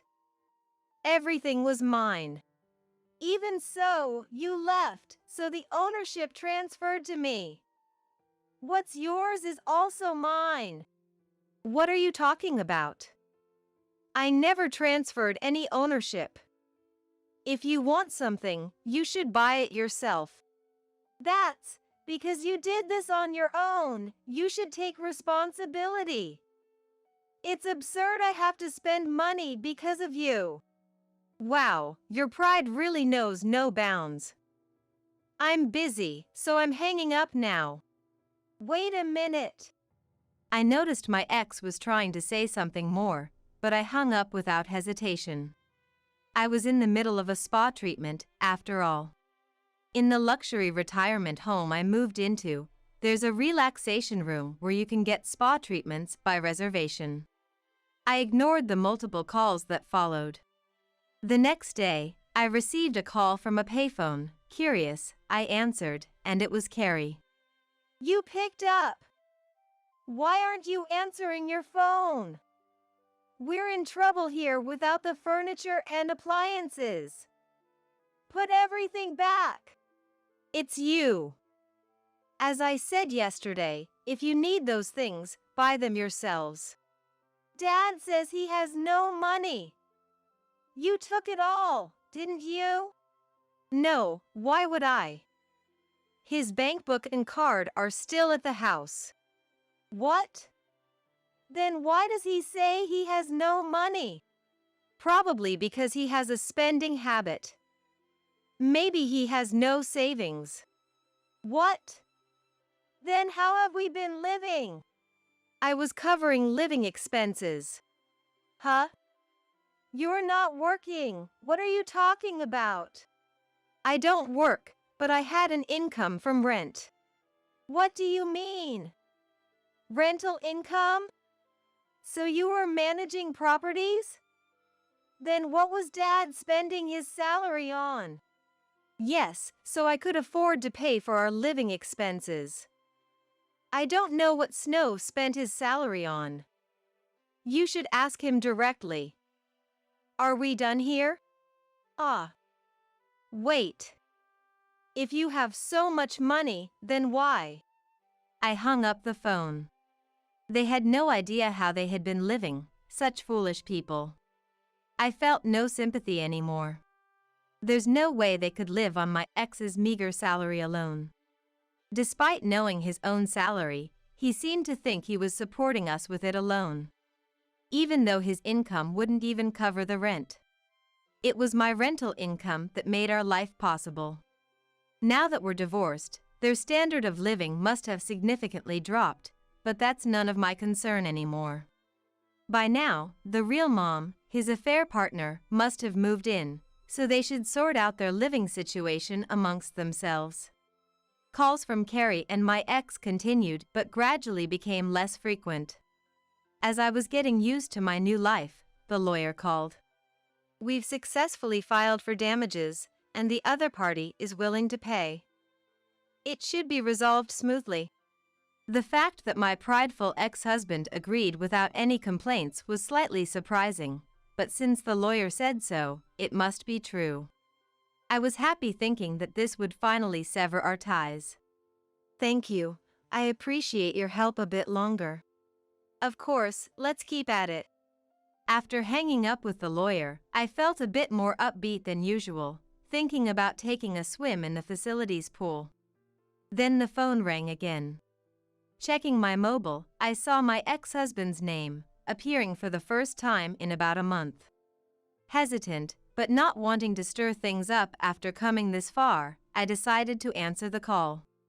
Hello, it's me. Rent hasn't been withdrawn since last month. I need your help. Help? For rent? His request was baffling. You were supposed to handle the rent. Think about our situation without furniture and only essentials, and you're not even paying the rent. I have nothing to do with it anymore. Why should I pay rent for a place I don't live in, especially since we're divorced? As I said that, he seemed to get instantly infuriated. What did you say? How much more selfish can you get? This was originally your house. You were the one who told me to leave. The selfishness is on your end. If you keep this up, I won't pay the compensation. Just pay the rent already. From what standpoint is he even speaking? This is beyond just pride. I felt disillusioned all over again. Could you discuss the compensation with the lawyer, please?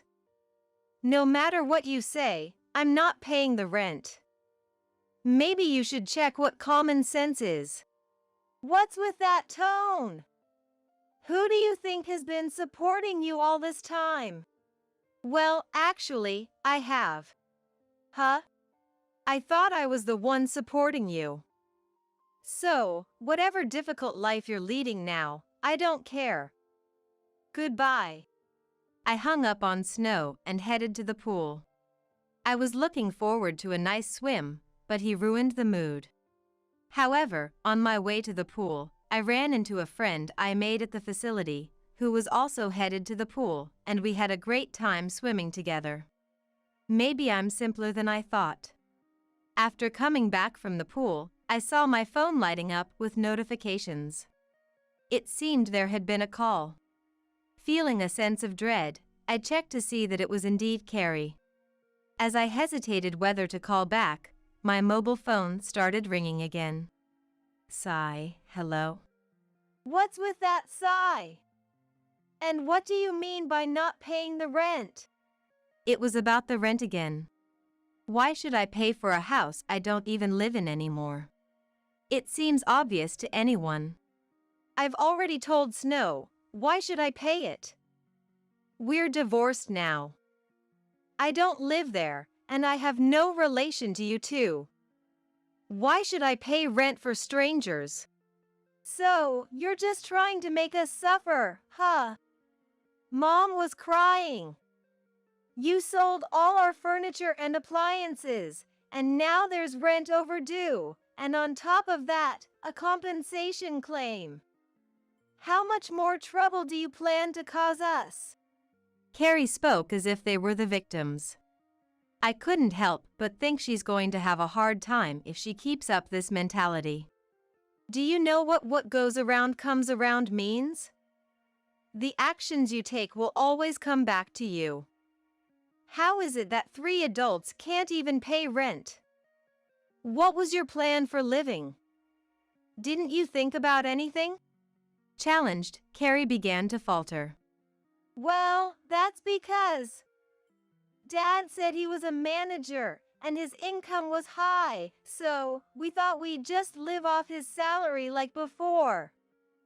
I thought life wouldn't change even if you left and Mom came.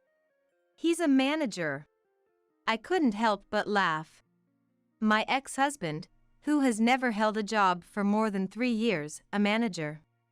Impossible. It became clear he had been inflating his ego to his daughter with baseless pride. Don't laugh. Carrie got defensive. Such a pitiful family. I don't know about the affair partner, but they must share similar values to consider reuniting.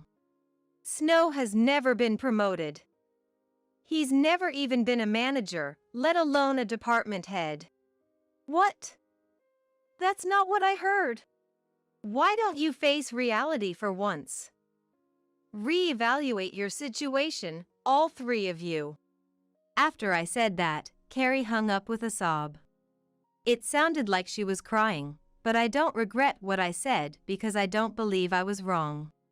Later, the lawyer informed me that my ex had been hesitant about the compensation payment but suddenly agreed and completed the payment. This sudden change in attitude made me suspect something was amiss. The lawyer advised caution, uncertain of what my ex might do next. Though it's unlikely he knows my current whereabouts or could directly confront me, I decided not to answer any more calls from him, now that the compensation issue was resolved. With the divorce finalized and the compensation settled, our business was concluded. After thanking the lawyer, who assured me of their support in case of any future issues, I expressed my gratitude once again and ended the call politely. Despite having resolved everything, a lingering sense of unease and a bad premonition turned into reality. The next day, I received a call from the front desk to my room, saying a family claiming to be my relatives had arrived. It was my ex-husband and Carrie. My bad feeling was confirmed. Since I no longer considered them family, I asked them to be sent away, which they agreed to do, relieving me. I wondered how they found out where I was and what they wanted now, but decided not to dwell on it since I had chosen to cut ties. Later, as I was heading to the facility's restaurant, I happened to glance at the lobby. To my surprise, my ex-husband and Carrie were still there, arguing with the security guard and the front desk staff. Shocked, I instinctively hid. It was inconceivable they were causing trouble for others to this extent. My frustration grew. We're here because our mom lives here. Don't make us say it again. Exactly. Get our room ready now. And it better be the best one. We're hungry, so prepare some food too. This place serves a full course meal every day, right? Awesome. Hearing their words pushed me to my limit. Enough already, I said as I approached the lobby. Mom, you finally came. Come on, take us to our room quickly. We were arranged to live in such a nice place with you. You're finally being useful. Their attitude had changed 180 degrees, making me feel uneasy. They looked at me with full smiles, the kind that made me uncomfortable for the first time in my life. The front desk staff and security guard apologized to me, looking sorry. However, the ones at fault were this parent and child. Don't apologize. You've done nothing wrong, I told them, and they gave me a kind smile in return. So, you sold the furniture and didn't pay the rent because of this. I finally understand. No, you got it wrong. There's no place for you here. Please leave. What are you talking about? You moved here for us, right? Their entitlement irritated me to no end. That's ridiculous. Stop it. This is my home. If you really want to move in, do the paperwork yourselves. When I yelled, Carrie and my ex-husband seemed a bit shaken. They had never heard me raise my voice before. What's got you so mad? Because we came late? To think we bothered to come here, and this is the reception we get. But we'll let it slide this time. Hurry up and show us to our room. I really can't get through to you, can I? All right, I'll show you to your room. They seemed relieved at my words, completely missing the point I was trying to make. Could you please call the police? Right now, I asked the staff. Mentioning the police made them panic instantly. What do you mean? Police? What are you talking about? I did say I'd show you to your room, didn't I? It's probably at the police station. Lucky you. And if you really want to stay here, come back when you're over 60. I smiled sweetly, and the front desk staff immediately picked up the phone. Wait! No need for the police, right? We came here for you. For me? When did I ever ask you to come? We couldn't find where you were living, so we hired a detective. And when we heard you were living in such a nice place, we decided to come. From Carrie's words, it became clear how they found this place. It seemed their only motive was money. So you're after money, right? Unable to pay a rent of $2,000, unable to fully furnish your home, and from our interactions, you figured I had money and decided to look for me, right? They fell silent at my direct hit. No, we didn't know the rent was $2,000, and Mom thought living with us in that house meant a luxurious life. She wanted back in, but after seeing the reality, she left. Carrie! Don't say that! Don't you have any pride? But, as they started to argue in front of me, I could only watch in disbelief. Anyway, if you can afford to live here, you should be using that money for us, your family. Since you're rich, you can pay back the loans we took out for the affairs compensation money, right? Hearing this, everything clicked. They were evicted, life became tough, and they hired a detective with their last dime to find me. discovering I lived in a luxurious retirement home, planning to mooch off me. Assuming I was wealthy, they paid the affair's compensation with borrowed money, intending for me to repay their debts, a pitiful and absurd story.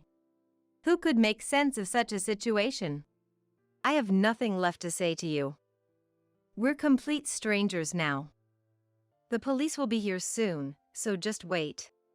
As I said this coldly, they seemed to finally grasp their situation a bit, turning pale and starting to shake. Okay, I get it. I was wrong. Please, spare us from the police. Let's start over. I apologize too. I'm sorry. Please forgive us. You could see the disdain in the eyes of the people around us. I felt the same way, devoid of any sympathy for these two hopeless individuals.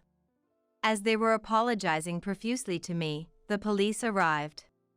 The front desk staff and security explained the situation, and I also shared the details with the police, who then took the two away. No! Not the police! Let go of me! Stop it! Watching them being led away screaming and yelling, I felt a sense of closure. As I sighed, the front desk staff brought me a warm cup of tea and invited me to sit on a sofa in the lobby to rest. The warm tea tasted incredibly good. Later on, it turned out that my ex-husband and Carrie had been evicted for failing to pay their rent. Moreover, assuming they could live with me in the luxurious retirement home, they had quit their jobs. After being released by the police, they had nowhere to go and were staying in a motel. However, as their meager savings began to dwindle, they hurriedly looked for work and found a live-in job.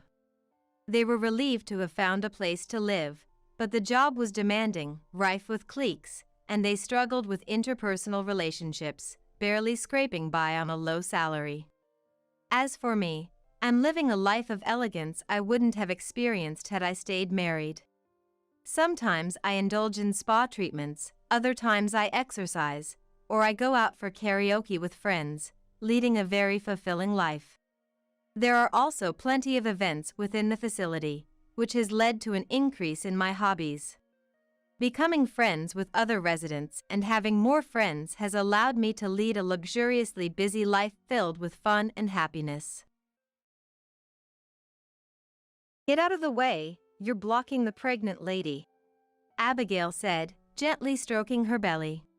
Her face held a mean-spirited expression that made you wonder, shouldn't pregnant women have a more gentle demeanor? I looked over at my husband, Daniel. Go sleep in the storage room. He chimed in, echoing Abigail. Watching Daniel side with Abigail, my love for him cooled off. Yet, a part of me still felt a pang of sadness. All right then, I replied. Daniel happily took Abigail's hand in response.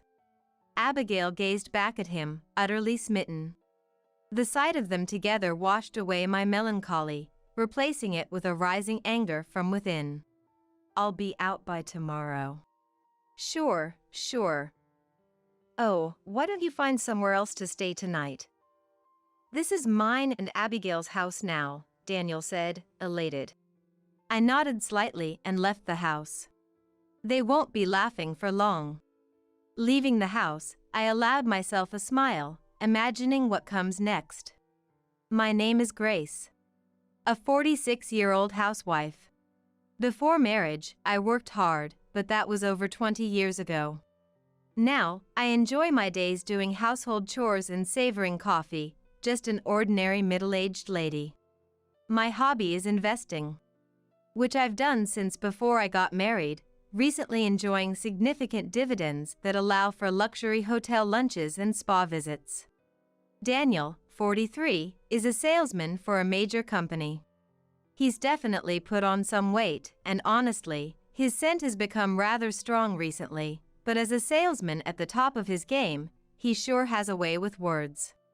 Despite looking like a big, burly guy, I've always loved him. I've thought about encouraging him to lose some weight for his health, but there's a certain adorable quality to him that made me think maybe it wasn't necessary. We have a daughter together, Scarlett. Scarlett has inherited Daniel's facial features, and being slim, she has the beauty of a model.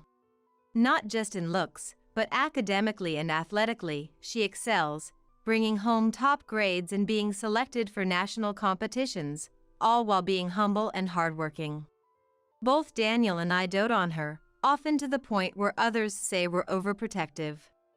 Daniel has a bit of a weakness for younger women, but he chose me, an older woman, and has always prioritized our family, so I've come to accept his occasional wandering eye. We lived in a second-hand apartment bought around the time Scarlett was born, which has been aging, leading to discussions about increasing the maintenance fees. Amidst this, Scarlett decided to do room sharing near her university. At the same time, my relatives offered us an uninhabited house to inherit, prompting Daniel and me to decide on rebuilding it and moving in. Little did I know that this move would lead to such a turn of events with Daniel. While our old apartment had 4 rooms, our new home has only 2.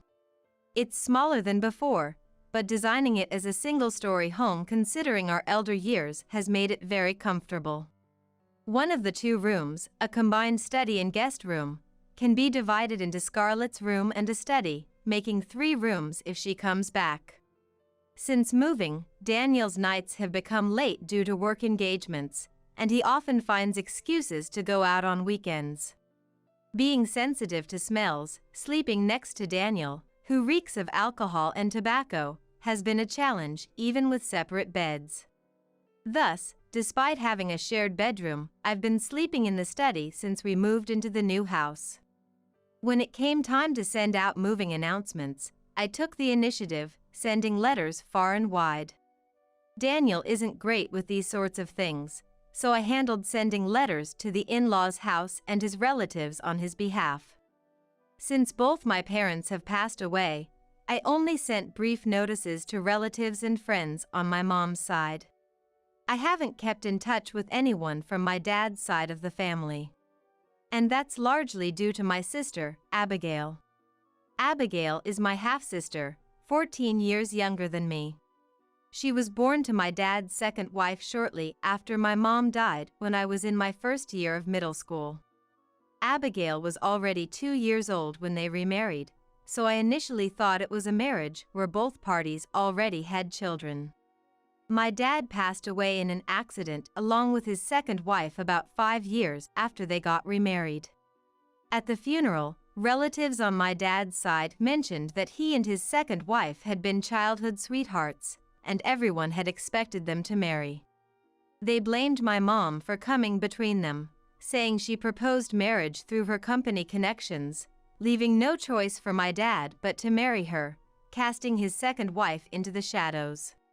Despite my memories of my parents being happy, it turns out my dad had a child with his second wife behind the scenes. That revelation shocked me more than anything. At the relative's house, Abigail's favorite foods were always served. She wore brand clothes, had the biggest room to herself, and was taken to any place she wanted immediately.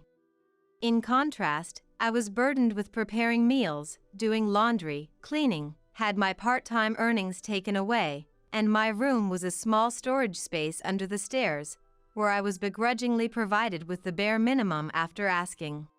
By the time Abigail reached the middle grades of elementary school, she had learned about my mom from relatives and had come to look down on me. I had to juggle multiple part-time jobs to finally move out of that house. With such experiences, it's no wonder I harbored no fond feelings for Abigail, and I hadn't told her about my marriage or having a child. A few weeks after moving in, I was enjoying a coffee when the doorbell rang. A man's voice said, "Delivery." The screen showed someone looking down. Wondering if Daniel had ordered something, I opened the door. And I was surprised by the person who was there. "Abigail? What are you doing here?" "It's been a while, sis. I just showed up." The person in front of me was indeed wearing the hat seen on the doorbell camera, But it wasn't a delivery person, it was my sister, Abigail. Abigail slipped past me, frozen in shock, and made herself comfortable on the sofa in the living room. I hurried after her and stood towering in front of her, looking down. If you knew it was me, you wouldn't let me in, right? That's why I used a recorded voice from before. That's awful, deceiving me like that. Oh, scary! Abigail feigned fear at my raised voice. But it was clear she was acting, evidenced by her smiling face. I've come back home. What? Confused by Abigail's nonsensical remark, I responded coldly. With a bright smile, Abigail began to explain her sudden visit. Well, you never tell me where you are. I got married, but my husband's always on business trips, and it's boring. And when you get pregnant, it becomes harder to move around, right? Everyone said I should come and have you take care of me. Go back. I have no intention of dealing with you, let alone take care of you. But I've already come here planning to have you look after me, so it's impossible. I was frustrated with Abigail's unapologetic attitude. Hearing her mutter, "Thief's daughter," under her breath, my anger reached its peak. Get out! I never want to see your face again. What's all the noise about? It can be heard from outside.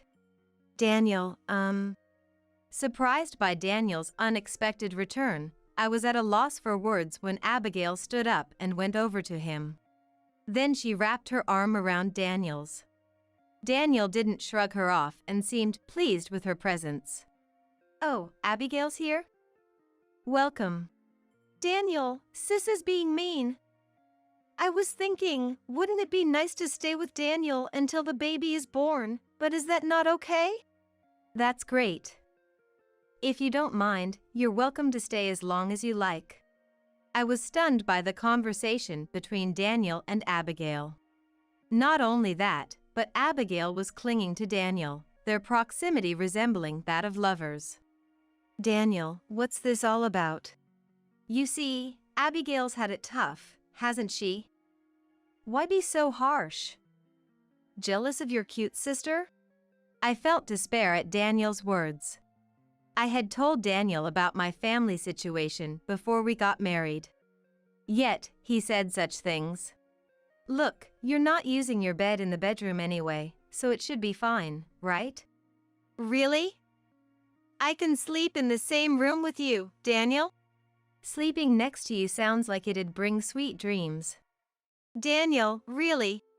Their conversation, like that of a close couple, gave me a headache. Ignoring me, the two of them went to the bedroom, still arm in arm, to put away their luggage. However, when they didn't return after a few minutes, a bad feeling led me to peek into the bedroom. There, I found them embracing each other. Living with you feels like a dream come true. The baby's happy, too. To live with Dad. Abigail's words filled me with despair. Daniel is Dad? What does that mean? Daniel, looking pleased, nodded while embracing Abigail. We should leave the sister to babysit and go on a date. She's only good for that. I watched them kiss through the tears, peeking through the door gap. From that day on, they treated me like a housekeeper. While obeying them, I began to gather evidence little by little.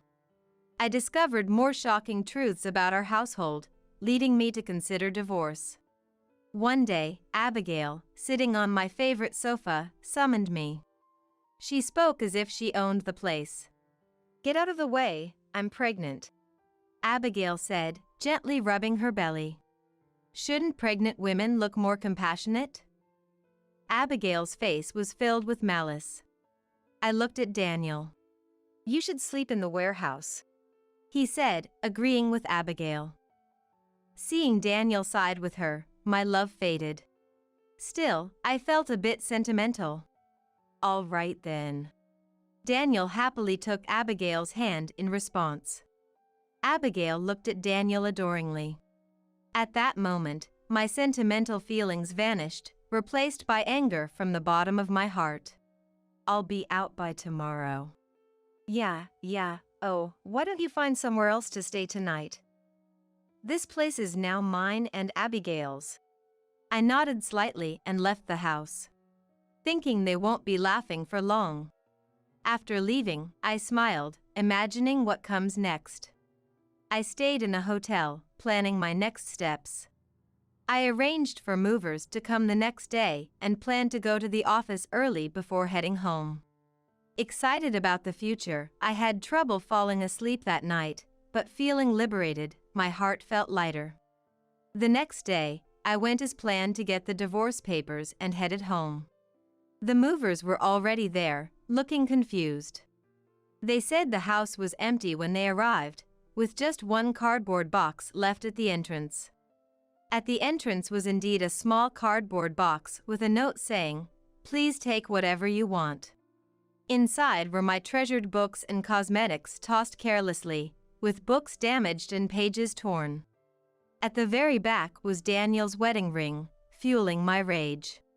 Entering the house, I found the bedroom in disarray with sheets, pajamas, and underwear scattered about, making it clear what had happened after I left. "Please take all of these items," I said, closing the bedroom door and leading the movers to the study. Daniel doesn't read, so the study was filled with books collected by me and Scarlett. Since I only had a few outfits to begin with, I decided to take this opportunity to buy new ones. When I entered the living room, I found a letter on the dining table.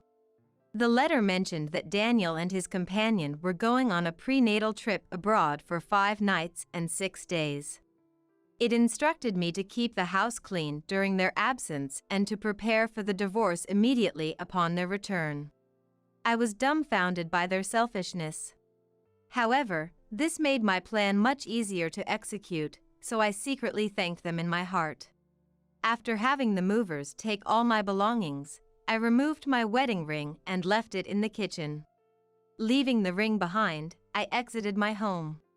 I debated over where to move but ended up buying a place near Scarlett's university that happened to be for sale. The new house was very comfortable, and I enjoyed my solitude for the first time in a while. On the day of their return, my mobile phone kept ringing incessantly. I knew who it was without even looking at the screen. Without diverting my eyes from the book I was reading, I answered the call. Yes. What the hell is this about? Daniel blurted out without any greeting, his voice frantic. The reason was clear, but I responded casually. What do you mean? Don't play dumb. The house is gone. I couldn't help but laugh out loud at Daniel's statement, hearing him panic on the other end. After my laughter subsided, I replied to Daniel. Why? Well, it's my house, so if I'm not living there, I don't need it, right? We were living there. What about our stuff? Don't worry. I've kept everything as is in a storage unit. I'll send you the location and the pin in a message. Don't mess around. Bring everything back now. Give us our house back. That's funny. The land and the house are in my name. I used the money I made from investments to build it, not a dime from you. It seemed Daniel finally remembered the circumstances under which the house was built. When we were deciding whether to remodel or rebuild, Daniel said he had no money and told me to do whatever I wanted with my own money. So, I took care of everything from the paperwork to the payments, building the house to my liking. But Daniel, seduced by Abigail, had completely forgotten about that. Please, it's for your niece or nephew that's about to be born. Find us a house. It's unfair to Abigail. My niece or nephew? I'd love to meet someone who can adore the child of the husband who cheated on them. What are you saying? Did you think I wouldn't notice? Daniel had believed he hadn't been caught, but his confident demeanor quickly changed. I pressed on. I've been aware of your affair with Abigail since the day she barged into our house, and I've been collecting evidence since then. Evidence? The baby camera Abigail had me buy. It's been recording. You didn't notice, did you? Daniel let out a small sound. The baby camera was the first thing Abigail demanded when she settled in. She had already done her homework and requested a high-end camera that costs $1,000. Of course, I initially refused, but after being yelled at by Daniel, I reluctantly bought it. However, the camera setup was left entirely to others, and neither Daniel nor Abigail had touched the camera since its purchase. So, I secretly activated it, capturing everything in the bedroom. True to its price, it even captures clear images in the dark, including both of you in bed and what you were doing under the covers. Snooping around like that is in poor taste. I was merely testing the capabilities of the baby camera. Still better than a man who cheats with his wife's sister, I'd say. Daniel seemed unable to respond. To Daniel, I cheerfully said, "Oh, and I think I left the mailbox untouched, so you might want to check that." The mailbox? Yes, it should have arrived by now. I could hear Daniel checking the mailbox over the phone. Then, the next moment, I heard his surprised voice. "Oh, good. It looks like it arrived, the certified mail. Make sure you take care of the payment, okay? Hey, there's one for Abigail too. Are you going to leech off your sister? What are you talking about? You two betrayed me, so this is a compensation claim. Family or not, it doesn't matter. But no excuses. We'll go through lawyers from here on out. Bye." Wait, Grace. I hung up, ignoring Daniel's call. My phone kept ringing off the hook, but I ignored it. I had already signed up for a new mobile phone over these 5 days, so the old one was just for keeping evidence. Ignoring it caused no problems. Daniel kept calling for about an hour but eventually gave up. He seems to have complained to the lawyer, who later reported to me with a tired voice. The next morning, I got a call on my mobile phone from Dad's side of the family. Since I hadn't given them my contact information, it was probably Abigail who had whined to them, planning to scold me. Reluctantly, I answered the call while recording it on my new phone. "Yes? How could you throw out a pregnant Abigail like that? Apologize to her immediately and provide a new house as compensation." Why should I apologize to a woman who slept with my husband? Whatever Abigail has told you, she should be the one to apologize. And she should be the one to pay compensation. This is why the daughter of a thief. Right.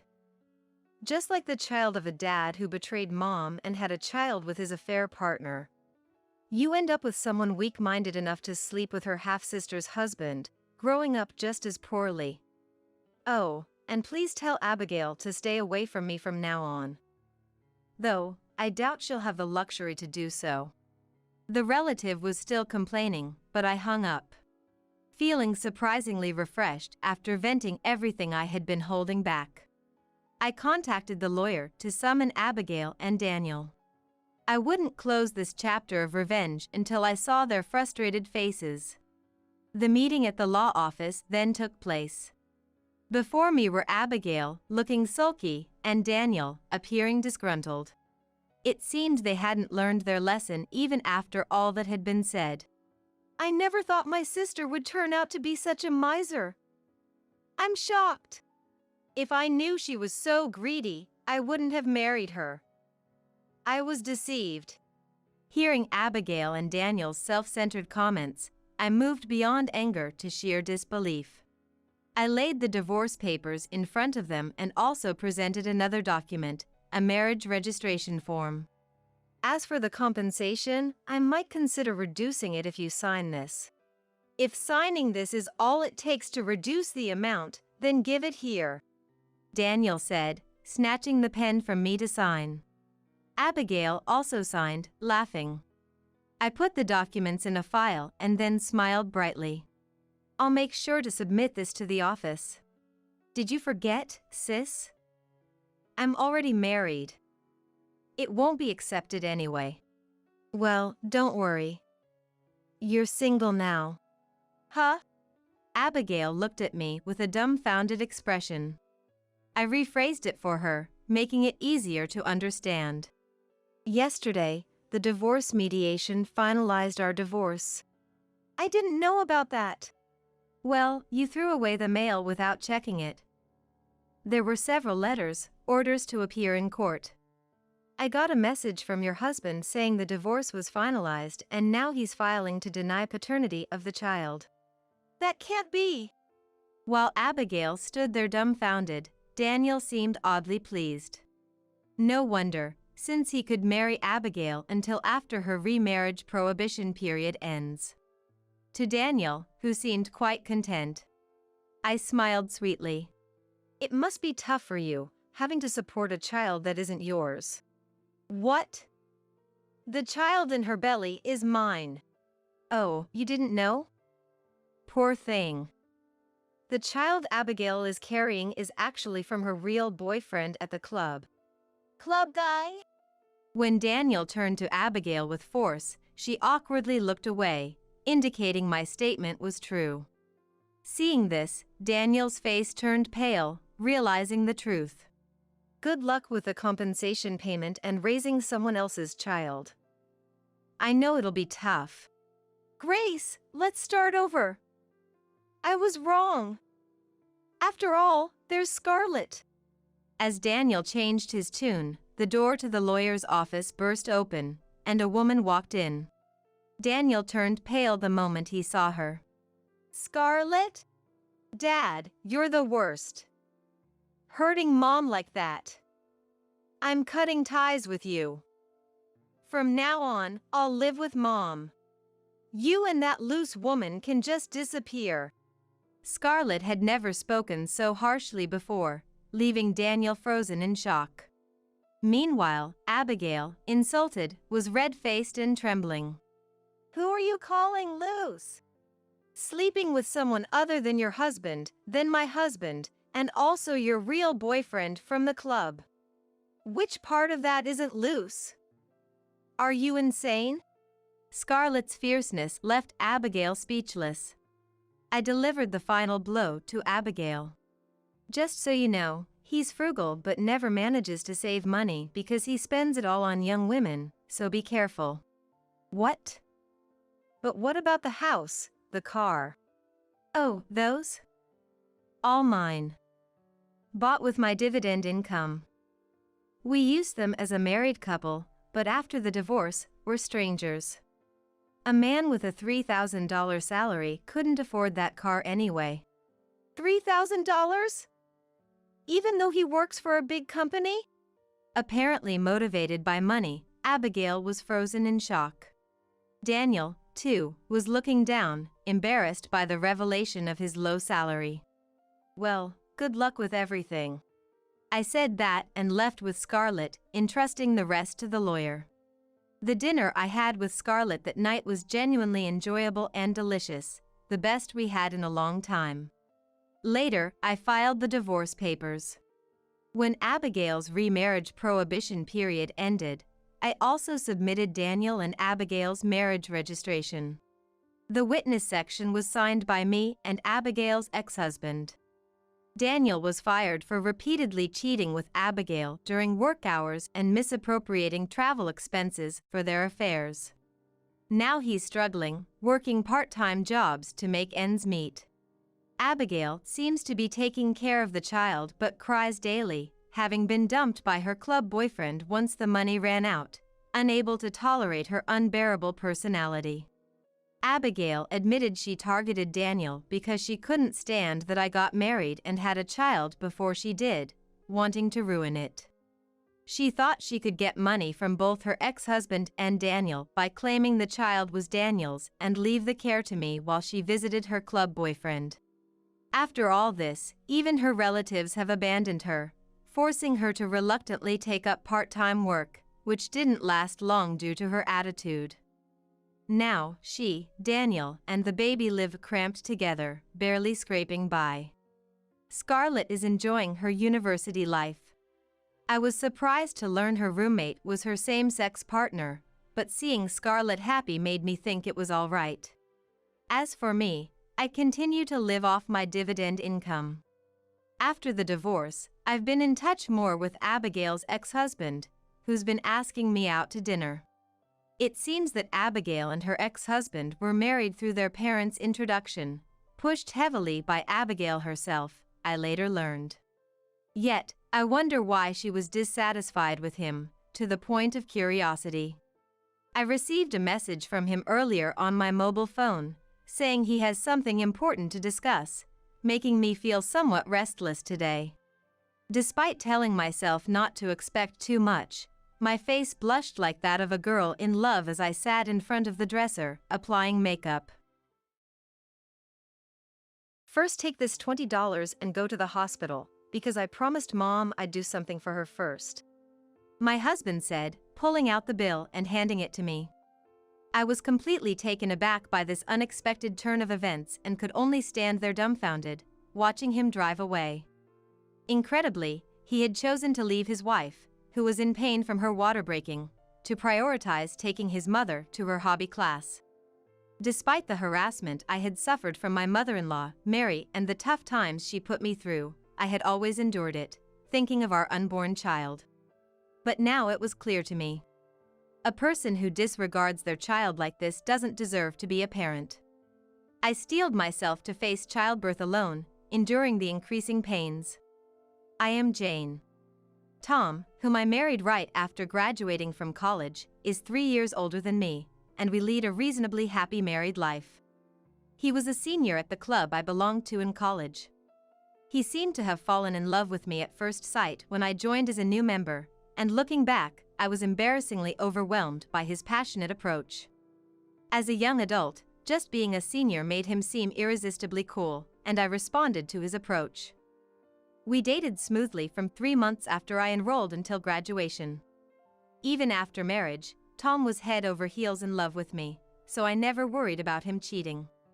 He proudly tells his colleagues how happy he is to come home on time every day and eat the meals I cook while they're still warm, so I doubt any woman would purposely approach him. However, Tom has always been particularly kind to women, and naturally, some were drawn to him. But he has always been devoted to me, and I've never been attracted to any other man. However, there's a reason why I initially described our marriage as reasonably happy. That reason is my mother-in-law, Mary.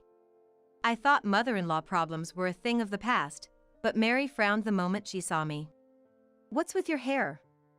Looks like you dumped paint on it. Let me guess, you dyed it in a hurry last night, trying to look innocent? It's embarrassing. Can you leave my son and go home for today? Seriously, you knew we were meeting. You should have taken care of your hair earlier. When I first visited Tom's family before we got married, Mary said this, and I, still young, turned pale with fear. Just as Mary said, I realized the day before that my hair color was too bright, so I dyed it with Tom's help. Feeling embarrassed and frustrated at being seen through, I was down for a while after that. It was my fault for the breach of etiquette, but I wouldn't have been so upset if Mary had been a bit more restrained in her comments.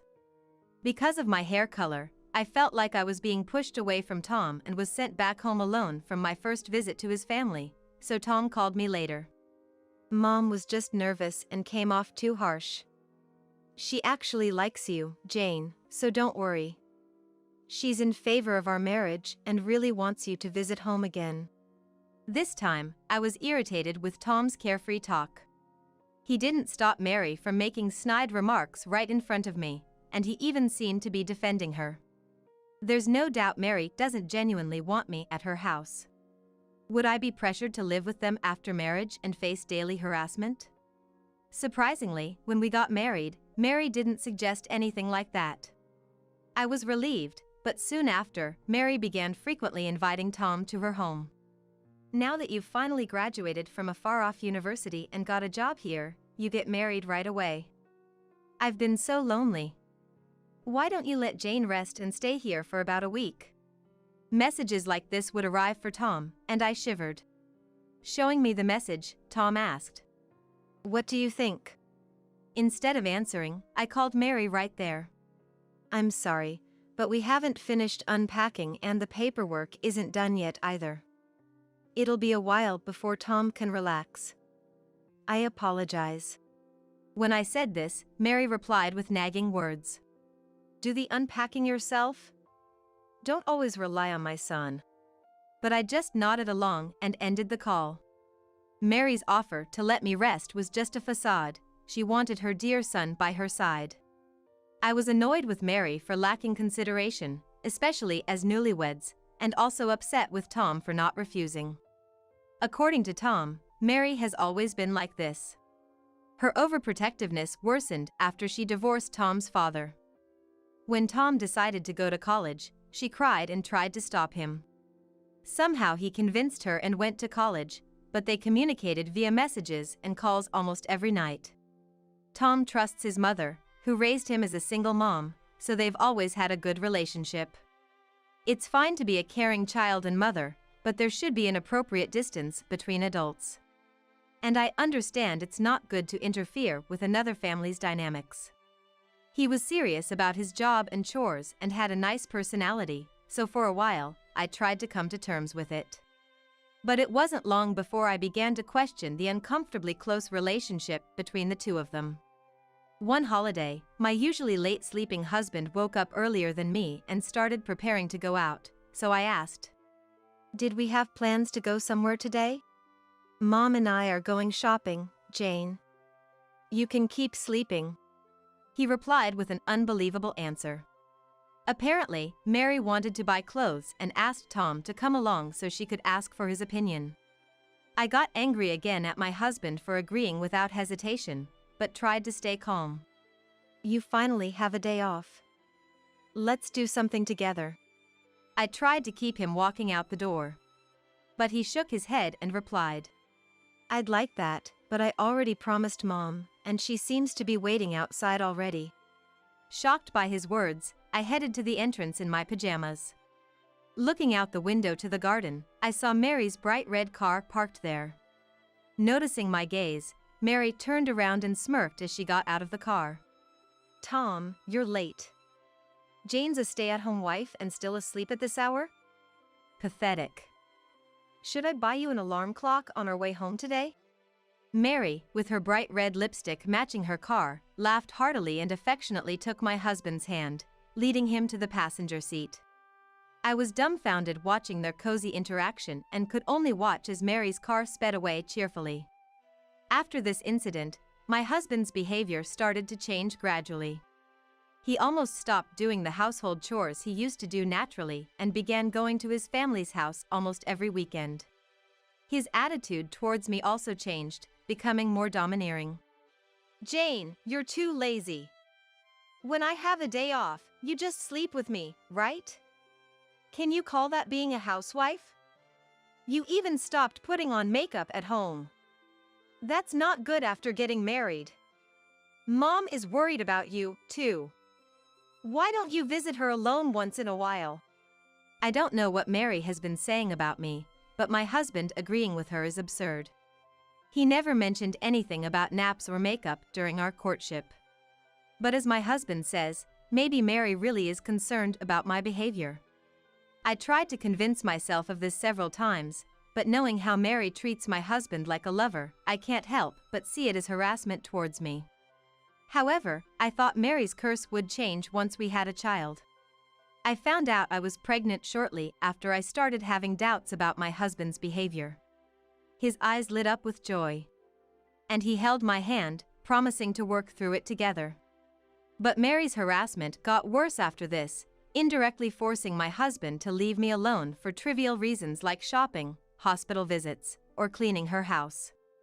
I tried explaining to my husband that Mary's actions were malicious towards me, but it backfired. He suddenly snapped with anger. "Mom always talks about you when we meet. She says you should go back to your parents' house or take time for yourself. Getting angry over this will affect the baby in your stomach. You should appreciate Mom's concern. He started leaving me alone more often. As morning sickness worsened, I told him I was anxious being alone and wanted him to be with me as much as possible. But to my cry for help, his reply was unbelievable. Even if I'm around, there's nothing I can do for you. Mom said she wanted to be alone all the time during her pregnancy and didn't even want to see Dad. He wouldn't listen to me. And feeling physically and emotionally unstable, I resolved to fight alone. Then, one day while shopping for baby items with my husband, we bumped into one of his colleagues. Tom, I hear you're actively attending parenting classes. Your home library is full of parenting books, right? Today, too, accompanying your wife for shopping, you're going to be a great dad. Can't wait for your child to be born. I was so shocked that I blurted out. What? Tom quickly interjected, laughing. Stop it, man. Turns out, he's been pretending to be a devoted new father at work, making up stories. I kept quiet to avoid a scene with the colleague, but inside, I was seething with anger. He continued to prioritize Mary, and occasionally, when I ran into his colleagues, they'd envy me. Jane, you found the ideal husband. These incidents gradually made me start distrusting my husband's words and actions. I can't say for sure if the stress caused it, but one weekend, while I was making lunch, I noticed my pants were wet. A certain thought crossed my mind, so I rushed to the bathroom. And sure enough, I realized my water had broken. I headed to the bedroom where my husband was still sleeping and yelled to get the car ready right away. My husband, groggy at first, quickly helped me walk by supporting me under my arm when he learned my water had broken. The nurses had repeatedly told me to come to the hospital immediately if my water broke. There might be urgent danger, so my husband was also somewhat panicked. In the midst of labor pains, we finally managed to get into the car and started driving when my husband's mobile phone rang. Unable to answer while driving, I peeked at the screen amidst my pain. When I saw Mary's name, I intuitively had a bad feeling. I glared at the screen for a while, but the ringing continued the entire time. Thinking it would be quicker to explain the situation, I reluctantly answered the phone. Tom, where are you? It's Wednesday, it's the day for my craft class? Did you forget? Mary's voice, never used when talking to me, sent chills down my spine, but I explained to her. Mary, actually, my water just broke, and I'm on my way to the hospital with Tom. As soon as I spoke, Mary's tone changed dramatically, and she started yelling at me. That's your own problem. I don't care. How dare you use your resting husband as a taxi? Put Tom on the phone. Today is the fixed day for my craft class. I had the appointment first. Stunned, I couldn't believe Mary was saying such things, not even concerned about her grandchild. I remained silent, but Mary's shrill voice continued. Sorry, Jane, my husband muttered. For a moment, I thought he was apologizing for Mary's outburst. But then, I realized he had walked around to the back seat where I was lying and was opening the door. Confused and in pain, I was speechless. Then my husband said something unbelievable. I had promised to drive Mom, so can you take a taxi or ambulance from here? I'll definitely catch up later. That's the plan. Wait. Are you prioritizing your craft class over your own child? I can't convince Mary, so you talk to her. The pain is getting worse, hurry up. I was desperate, so I raised my voice. But my husband frowned and said, It's a regular commitment. It can't be helped. I'm sorry I forgot to tell you about it. Here's some money, please manage with this. He took $20 from his wallet and stuffed it into my bag. Then, he went back to the driver's seat and left me there without hesitation.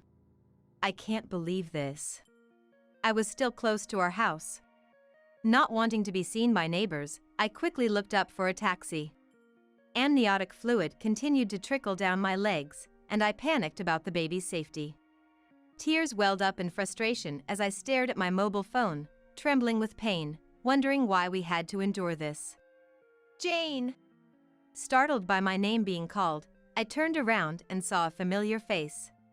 What's wrong? You look terrible.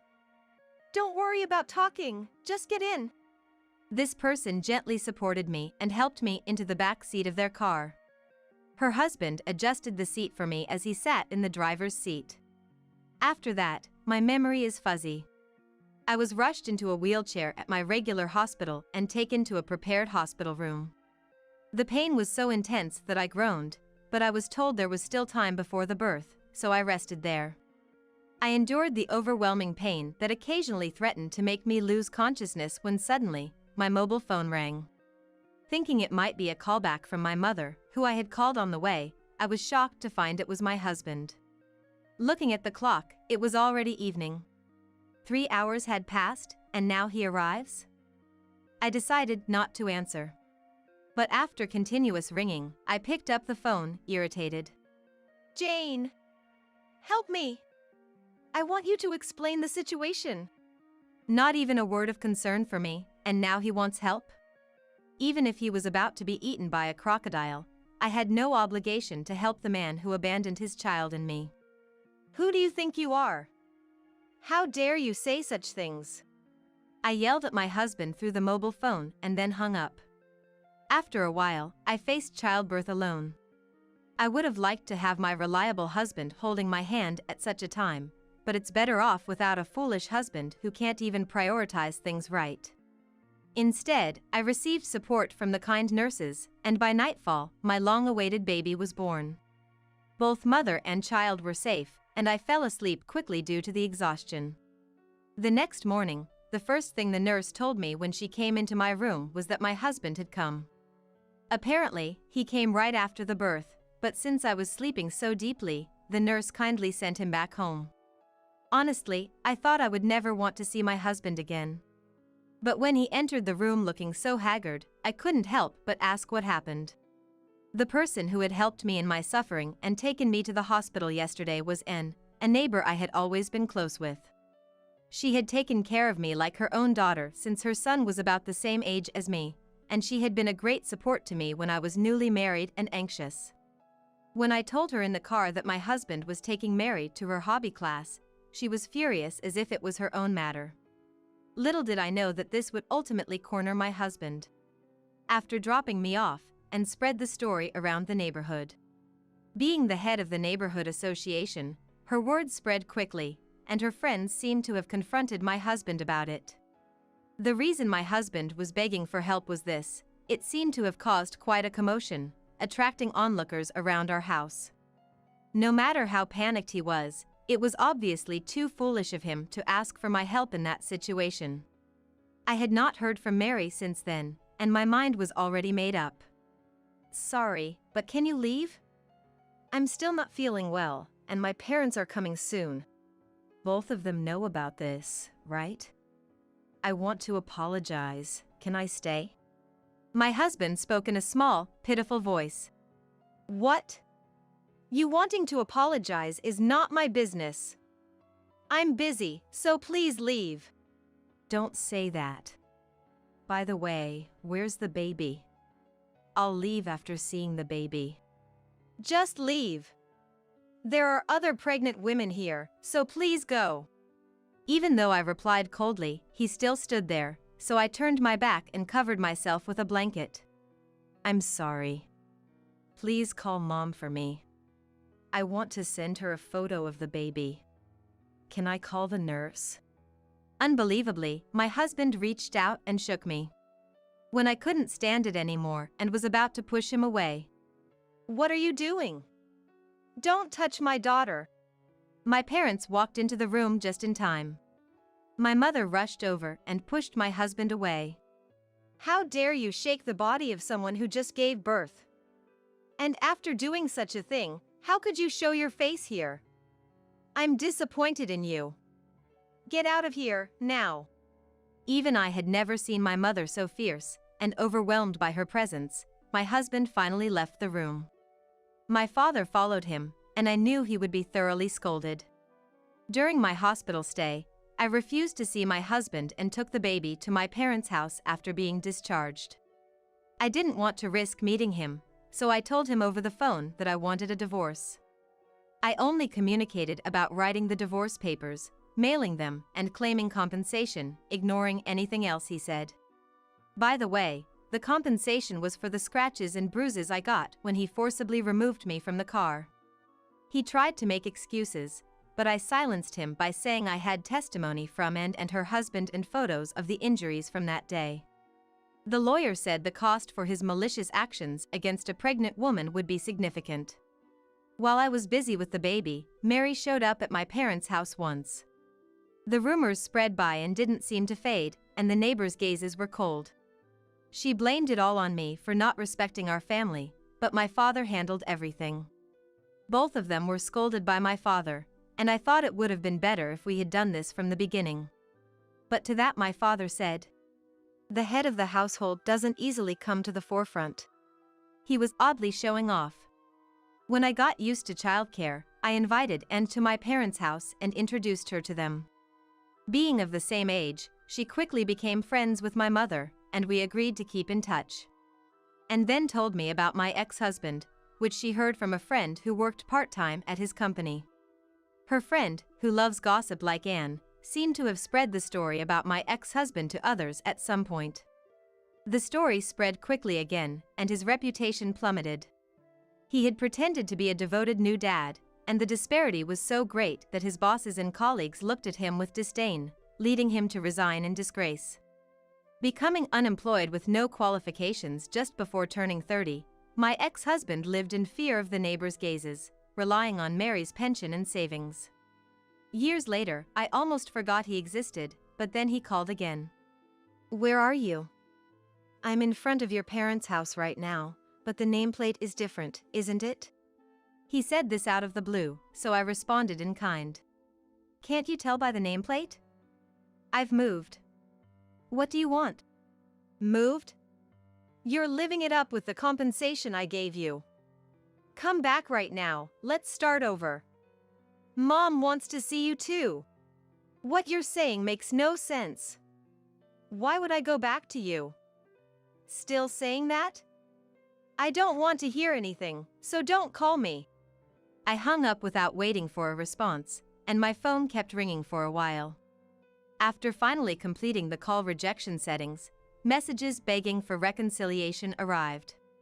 I read them all just in case, but don't you feel sorry that the child doesn't have a father? It's unfilial to not show yourself to mom after taking care of you. He wrote such nonsensical things, so I deleted them all and changed my email address. This whole ordeal was the worst, but thankfully, it allowed me to push for a favorable divorce and penalize the other party. Having such a terrible family member is not good for the child. Thinking so, I enjoyed relaxed parenting while being supported by my parents, who had become grandparents.